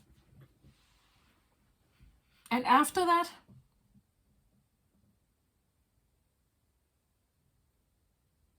This is up to you to figure this out. But anger is a good thing, actually. Anger gets us out of the chair.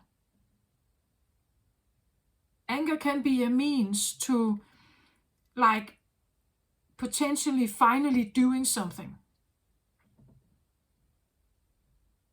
Even though you see yourself still being in it, you're still being in this thing here. You're still part of this thing here, but you are finally like getting this feeling of, I don't want to be here anymore. And the drum is becoming more and more evident that I can't stay here. This is not me. I don't belong here. But I may need to break certain things here with something that did keep me alive and somehow safe, but it also kept me in a power struggle. Potentially a trauma bond. And they can be quite difficult to break, because they touch upon your core trauma and wounding. And fears, of course. Try to figure out who this is. Who is she? Totally unlimited. What is she like? What kind of features does she have? If you don't know it, go with the feelings. The feelings of how does she feel? And maybe for now she's not feeling that well. This is the work you're doing here. But if she was totally free out of the burqa here, out of the cultural beliefs, the traditional beliefs, the religious beliefs, all kinds of pressure, what would she be like then? Who is she? What kind of values does she have? Those I think you can find, because you have established here that you figured something out about certain values where you felt limited. So she does have certain values of freedom, right?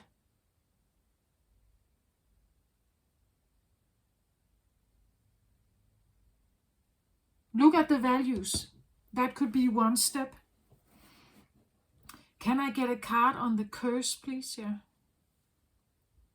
Fourth chakra, Archangel Raphael. This is interesting because this is exactly what is a part of trauma bonding.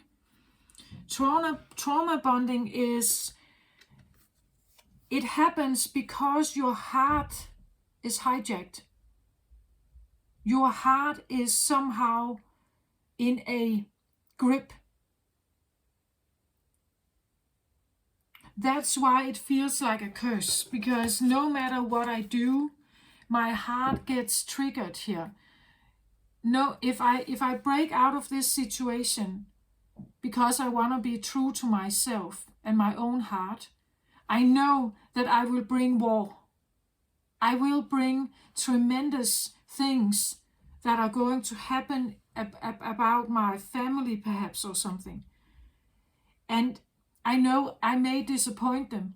I know that they may hate me. They may even want to throw me out of the family. And that would break my heart, right? So either no situation is going to leave me with a feeling of a whole heart. No matter what I do, if I follow my own calling here, if I follow my own drum, I'm true to my own heart. But then I will discourage something here, and their reaction will hurt me so badly in my heart. This is why it feels like a curse. It's like no matter what I do, I'm stuck in the heart space. My heart is what is imprisoned here. No matter what I do, I will feel guilty or bad, or I will feel like a disappointment. I feel bound somehow.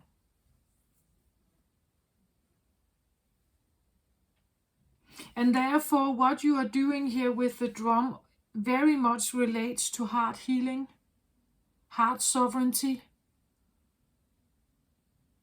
Because if your family truly loves you here, truly loves you, they will accept that you free yourself. They will accept that you find your own husband, that it's not an arranged marriage, for instance, or you find your own career. If they truly loved you, they wouldn't mind. They wouldn't mind. They wouldn't put restriction on you in the first place.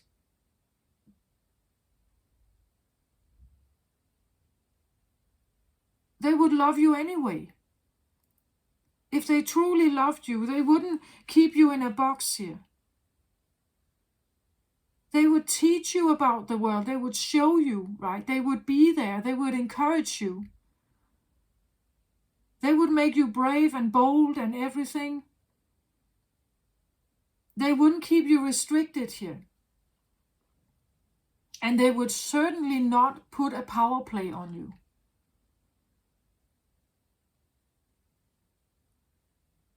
That's the thing, that you have to love yourself more to free yourself. You have to love yourself more to free yourself. And that is difficult if you are in a trauma bond.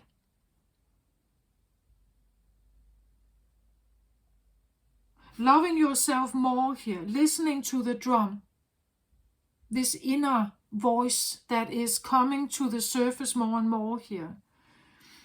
That inner drum is your guidance. That inner drum is leading you towards her.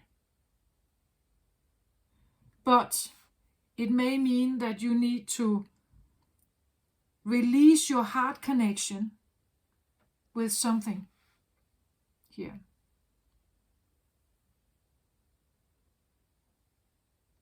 You could say your heart is the prisoner. Your heart is what is in prison. Someone or something took a hold on your heart. And that's why it feels like a curse, like no matter what I do, I will, potentially my heart is in danger, right? If my parents won't love me and they discard me totally, it will crush me, perhaps, right? Because it's the only thing I knew. And I have been totally reliant on them. So I can't live without them, right? I can't live without them, not if I don't have my own leadership here. I am codependent. I can't live without them. I can't survive and sustain myself without them. So if I want to leave, potentially I'm thrown out. Potentially they will discard me. They will throw me out. I will no longer have this security here. I'm on my own then. And as a scapegoat, being alone is the same as being killed. It's the same as getting a bullet to your head. It's like a scapegoat doesn't know how to sustain themselves. They don't have a leadership.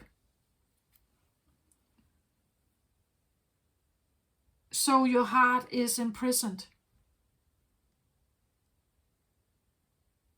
So I want to say, take this slow. Like, don't do anything rational or irrational. Maybe take this slow here until you know more about who this is.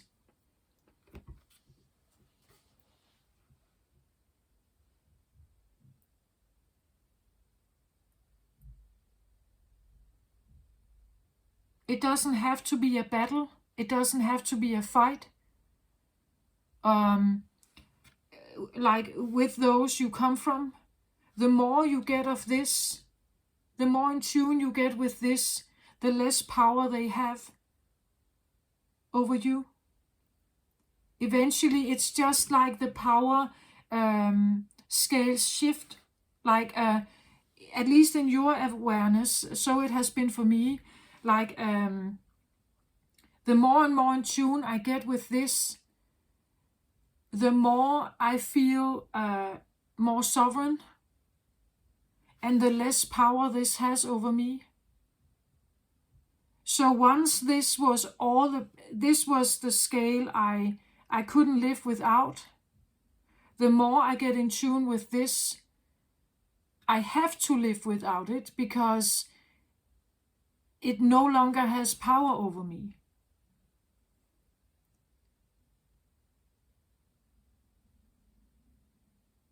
And I see where it comes from. It comes from a lack mentality. It comes from, and my parents inherited something, and their parents inherited a way of living, a life standard. The more I get in tune with this, the more I don't need this.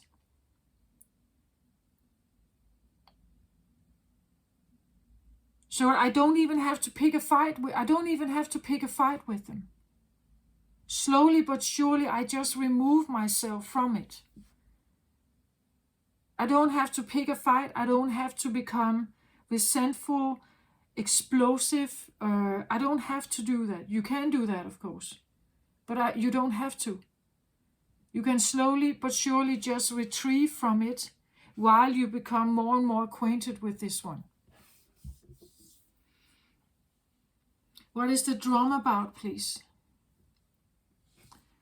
The wheel. I get the wheel here. And we have purple color. So this is about crown chakra. It says new beginnings, end of delays, a change in direction that offers happiness, right? That's what the drum is. The drum is that it's time to make the wheel spin in your favor now. The wheel has been spinning in the opposite direction. Now we are turning this. Changing the wheel and making it spin in your direction now. The wheel talks about that life can have a feeling of that it spins in one direction, but it's not in your favor. Again, as I said, something about that life has treated you unfairly, that it has been a tough life, it has been hard work, it has been like exhausting you, right? But now it's like the drum is here to say, what if we make the wheel spin in the other direction, right? And because we have the purple here, I would say that the drum is probably going to give you certain downloads, certain, I want to say, epiphanies, certain understandings. It's something that is given to your brain, I want to say. Your brain is given certain understandings so that you now see the world differently. You see the world differently. It's allowing you to have a sense of different clarity. And in that clarity, you really recognize that you are different, that you don't belong here. This is not supposed to be your life. It could be the feeling I was trapped. I've been trapped by something. And the trap connects with your heart here. Whom you love. Those you love. Whether it's, parental love, sibling love, or marriage or romantic partners, those you connect with in the heart chakra, it may be the feeling that when I do that, or those I have been connecting with, it kind of trapped me.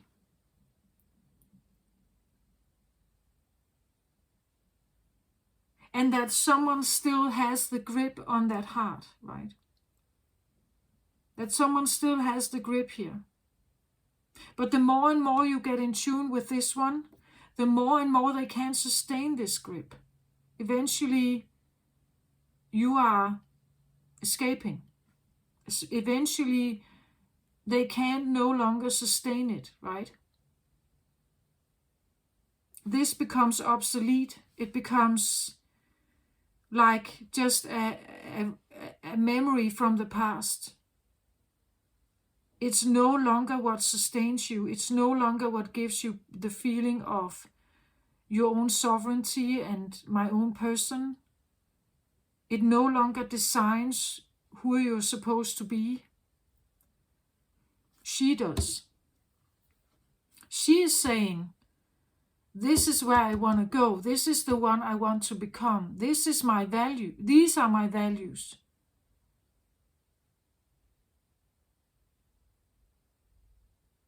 And because you are now with her, you can step through. You can go where you want to go.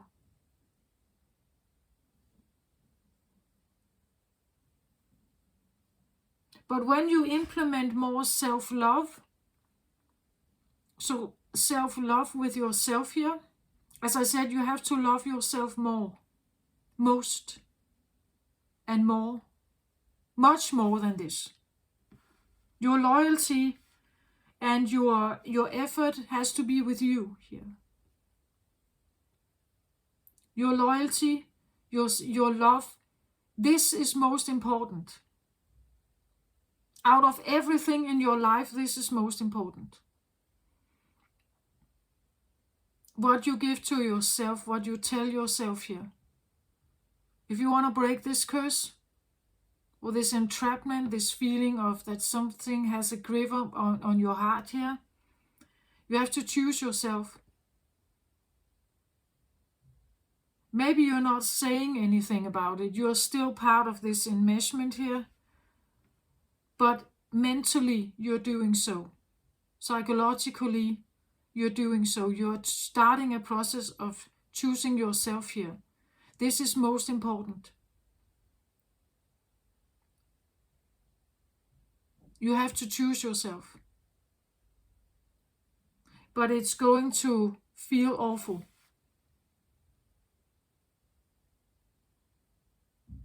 It's going to feel awful. It may even feel like it's impossible.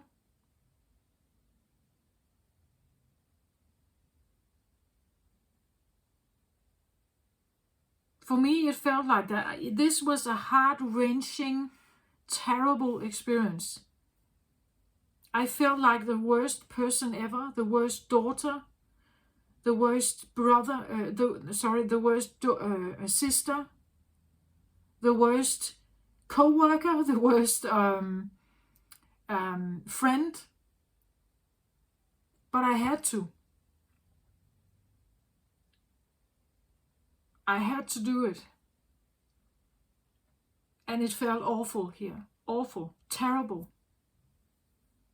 I felt like the worst person ever. And all that could come up came up. And that's part of the ascension here.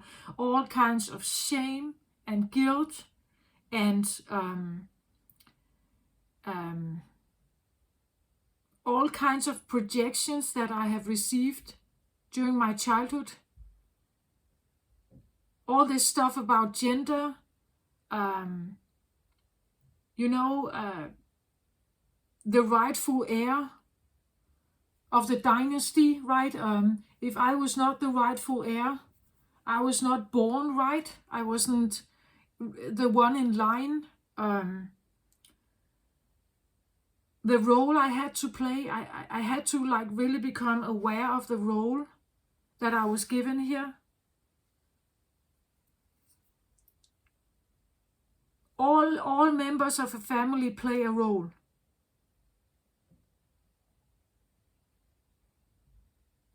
they all play a role somehow. And which one was I given? It was definitely not the right one for me. Otherwise, I wouldn't have all this stuff going on here. But it's going to feel terrible. That I'm going to tell you that this is going to be heart-wrenching. Like, especially if you are kind of a sensitive person.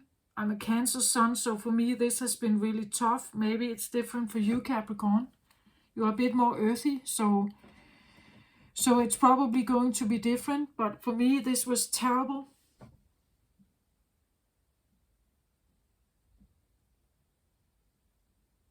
Like all the worst feelings I could ever feel towards myself, I felt them. I felt them.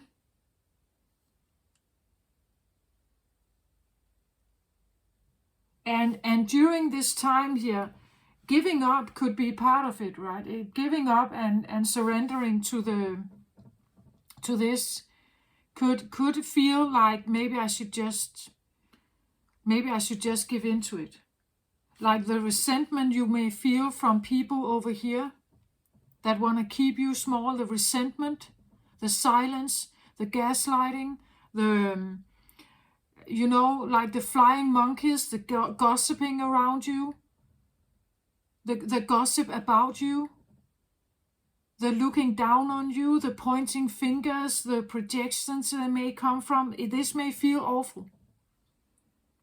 So you may give in and go back.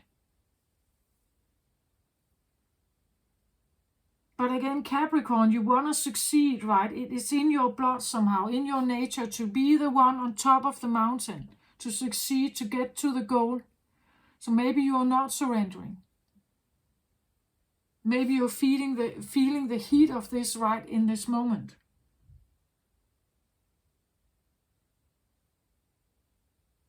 Maybe you're feeling the loneliness also, because something here is pointing fingers, rejecting you. It's like rolling their eyes. Criticizing you, whatever they're doing here. Because they want you back in, they want you to be the little girl here. So they don't want you to leave. They don't want you to leave your role. I actually hear it like they don't want you to leave the position. So, it could be a job thing, but it could also be the position that you're supposed to have in the family. They have given you a position, a certain position, and you're supposed to stay there. You are given the position of being a clerk, meaning you're supposed to stay a clerk. You see? Something like that. And the way they do it, the way they maintain this power over you is through your heart chakra. It's terrible. It's really a terrible. They use the love in you to control you. The love and the devotion you may have for your parents, they use that to control you.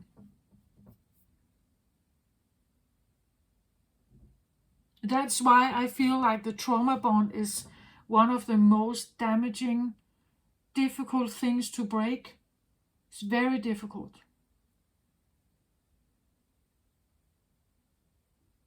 I still find myself having trouble with this. I can still feel guilty. Yeah, there's an enormous amount of guilt here. For choosing yourself. Choosing yourself brings up a lot of guilt. Because you're not supposed to choose yourself. You're supposed to be loyal to the family. And stay in your position.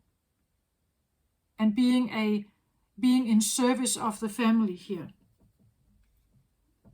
So taking yourself out of this can release an enormous amount of guilt. Again, here. It has a hold on your loyalty, your family loyalty. your love and devotion towards your family, very difficult. Because family is everything we know, right? It's everything we know. As a child, you have to believe that where you are, the family you're in is safe. So something very dysfunctional actually becomes your, you could say, it becomes your normal. This is what you're supposed to be safe in, right? And I must say, well, many children are, where they grow up, it is safe, right? I just feel like whatever you have been growing up in here is not fulfilling. It's not at all good for you. And someone is seeing it here.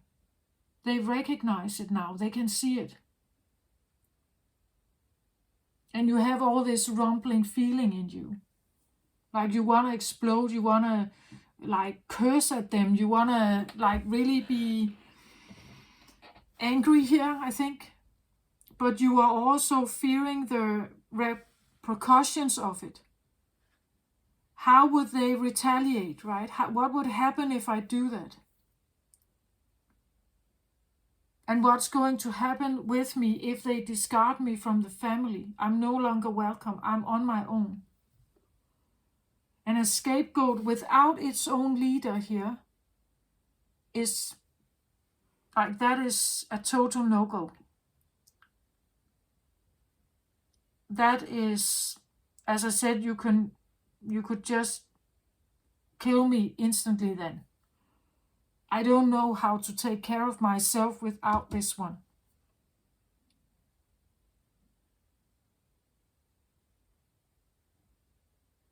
But this one can be stubborn, right? There could be stubbornness here. Say, hell no, I go my own way. I will figure this out. No matter how many times I have to try, I will figure this out. Right? There's a willpower here, and there's a determination. There are certain values, and there could be a stubbornness. And that is what you need to cut from this. To cut yourself from this, you need this.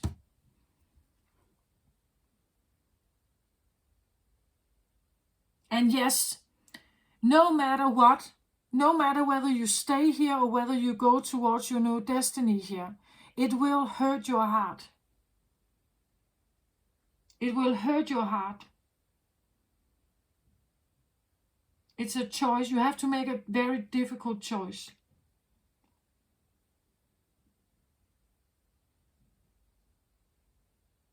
I hope you choose yourself, Capricorn. This is a power play. I really, and this has been my journey. I have tried to cut myself from this. I still find it very difficult.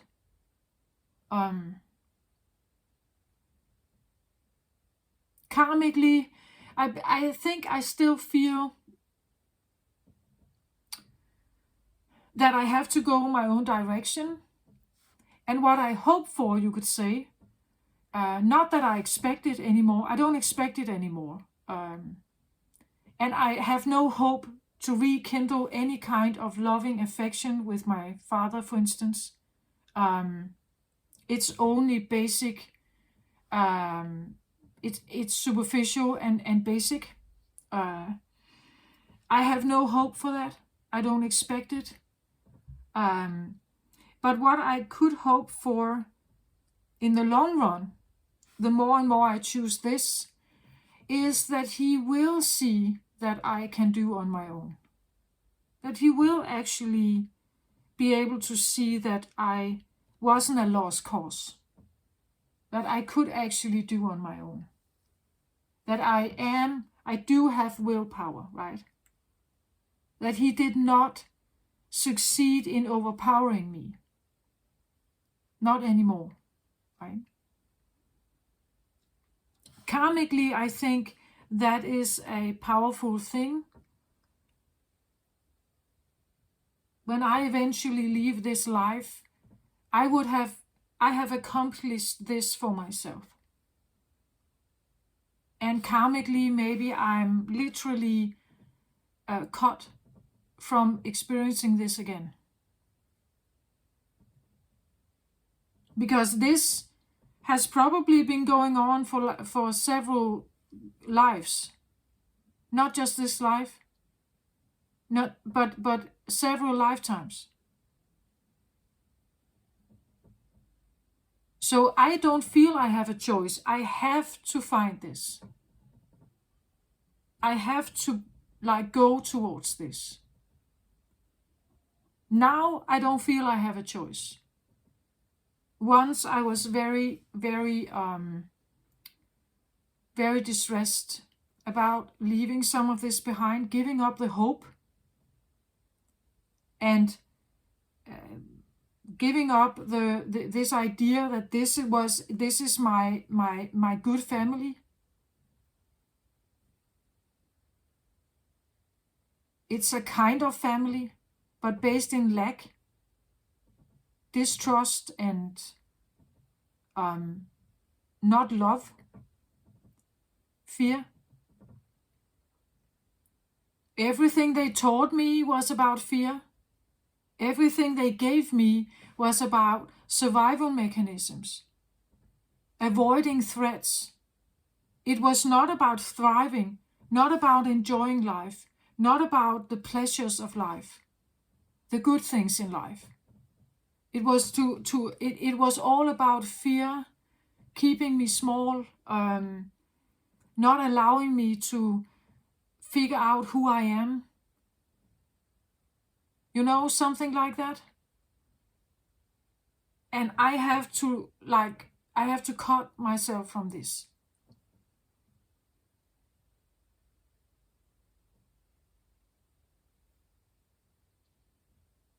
So if you find this overwhelming, I get it.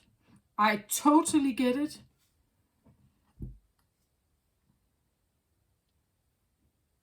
I've been there, so I get it. The bitterness, the frustration, this, why couldn't I see this before? Why is this, why did this happen to me? Life is unfair, right? This feeling that I have been trapped. That,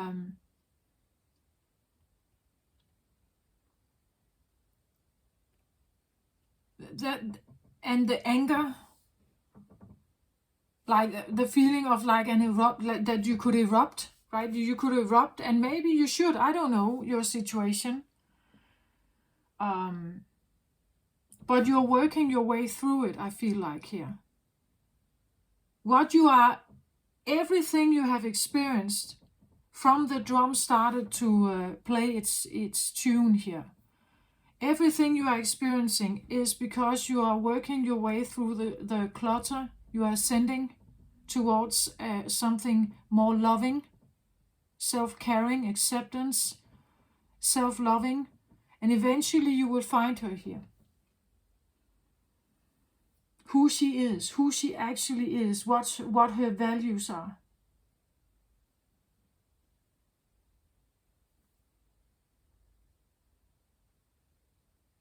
And when you find her, you will understand exactly why you cannot stay here.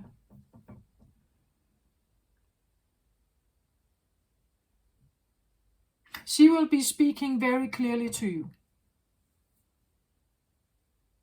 The closer and closer you get, the more you will figure out what has been missing and why you can't stay here. Why you can no longer be loyal to this. Your loyalty will shift.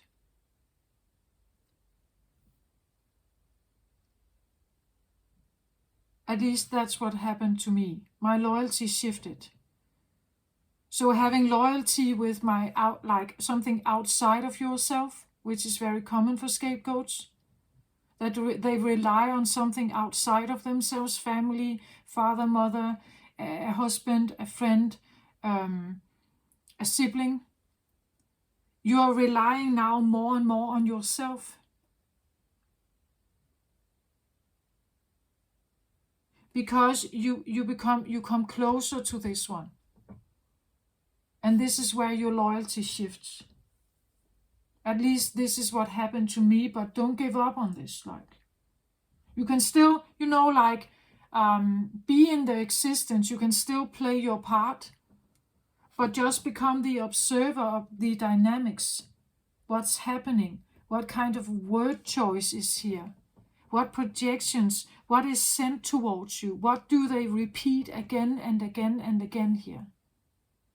Become the observer. If you are in the dynamic, you wear the burqa here, observe the dynamic. What is going on? What is the agenda? What are they always talking about? What are they always feeding you or giving you? What are they always sending towards you? You become the observer of that.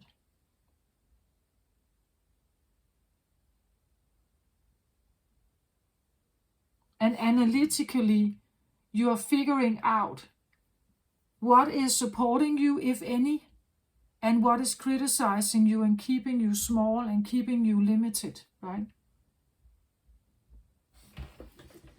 That's what I feel like.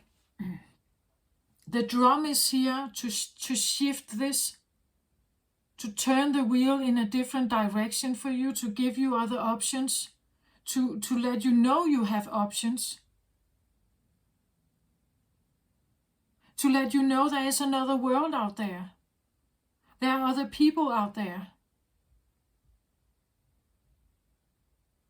And a part of you that has been hidden or kept repressed is in you. It's in there, even though it feels like it's long gone. You have no contact with it. I found mine. And believe me, I had zero self-confidence. Like I had none at all. I was extremely codependent. I had absolutely none. And if I can do it, you can do this too.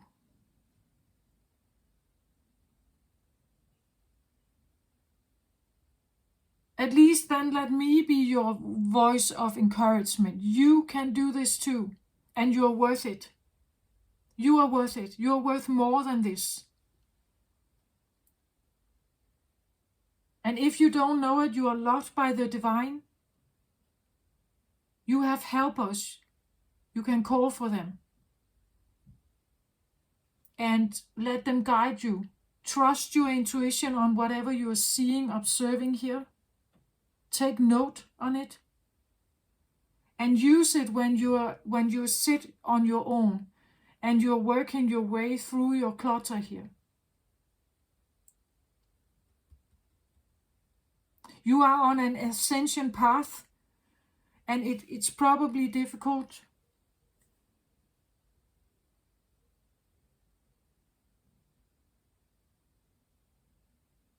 Take it with you. You are a divine being. You are loved by the divine. Ask for help. You deserve more than this. I encourage you to stay on this path. Don't lose hope. Trust in your ability to find this one. Go with your intuition. Follow your body. Explore something that is not this. That is not this. Explore things that is not this.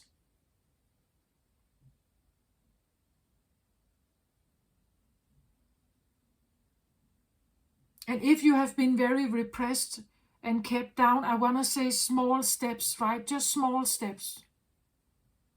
And how does it make you feel, right? How does it make you?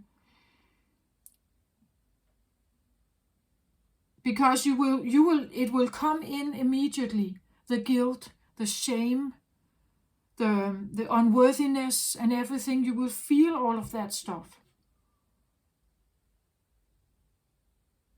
It's a way of releasing yourself from the grip of the family or your parents or old tradition or something. You cannot have a change without it, I want to say.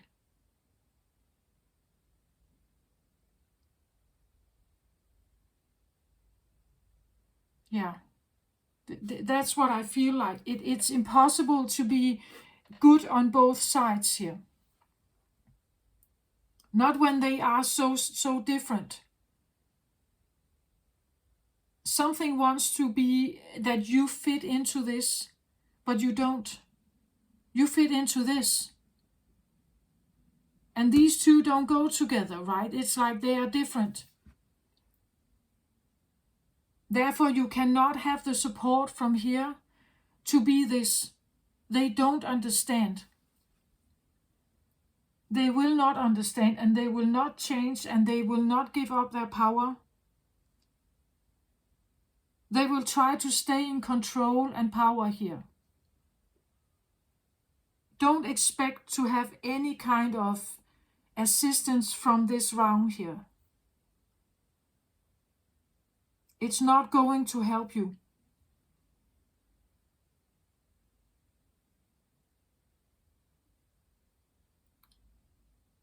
If you need counseling, try that.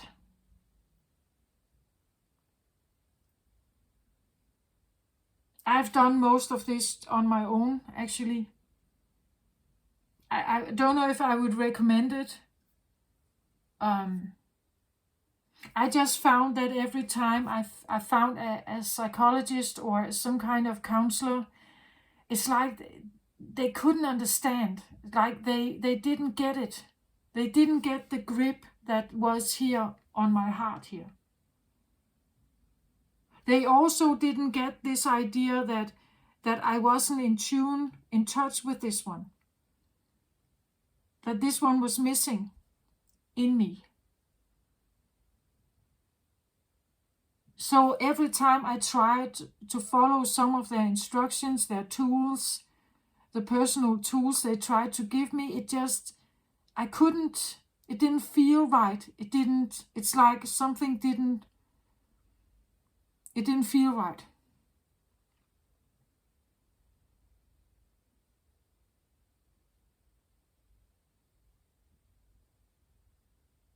So I'm encouraging a slow process here.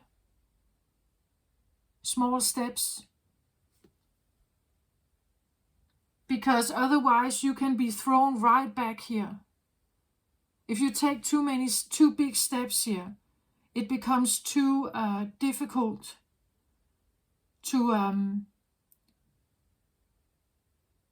like your feelings of safety will be triggered immensely, and you will be thrown right back into the arms of those people here, or this one. You will be thrown right back, seeking their protection and safety here. So small steps here. Small steps. And maybe don't talk to anyone about it, or only talk to people that are not here, outside of this zone here. So if you seek a priest, don't use the priest that your family is going to, right? If it's a counselor, someone who has nothing to do with this.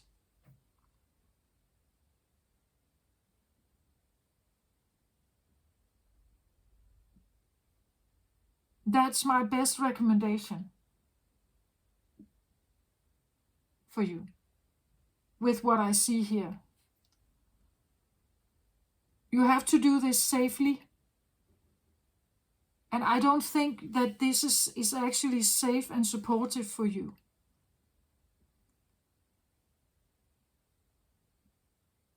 They are mirroring in you what actually is in you. You have this leader in you. You just stand in front of theirs. Their leader voice is active, but yours is not. Or you are approaching it. It's there. It's there, but you're approaching it, right?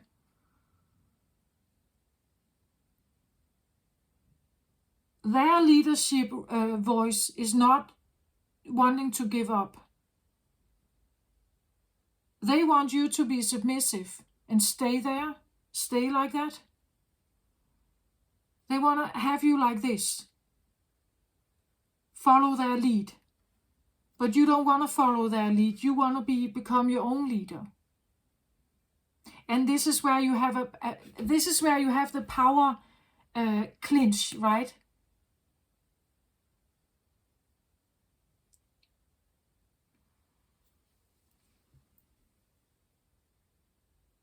They're not allowing for it. They will not give in. So you are preparing yourself for a life without them, I want to say. That was very difficult for me to accept in the beginning. And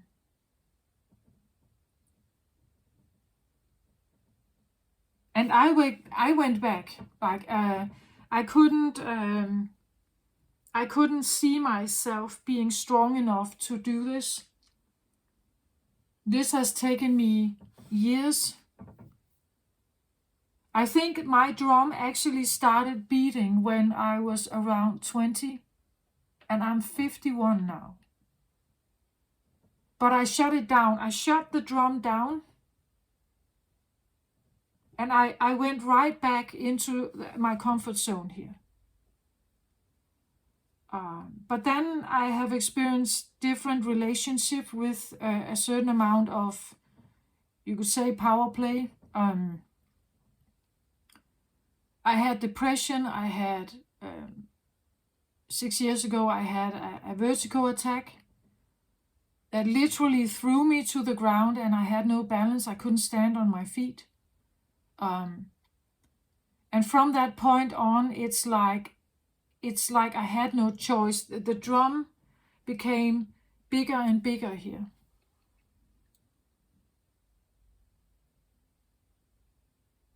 But actually, when I look back, I think it started when I was around 20. Something like that. But I managed to silence the drum, to stay in this role here, to not take the fight, not become the warrior. You need to become a bit of a warrior here to save yourself. That's actually what you're doing. You're saving yourself.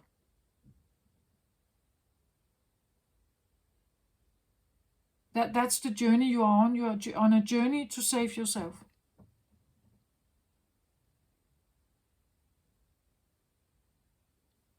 This is what I have, Capricorn. I hope this helps somehow. Take care of yourself. I send you the biggest love here for your journey. Don't lose faith in this. Don't lose faith in yourself. You're freeing yourself here. Don't lose faith in yourself. What they are mirroring to you, you have in you here. It's there. Don't ever think it's not there.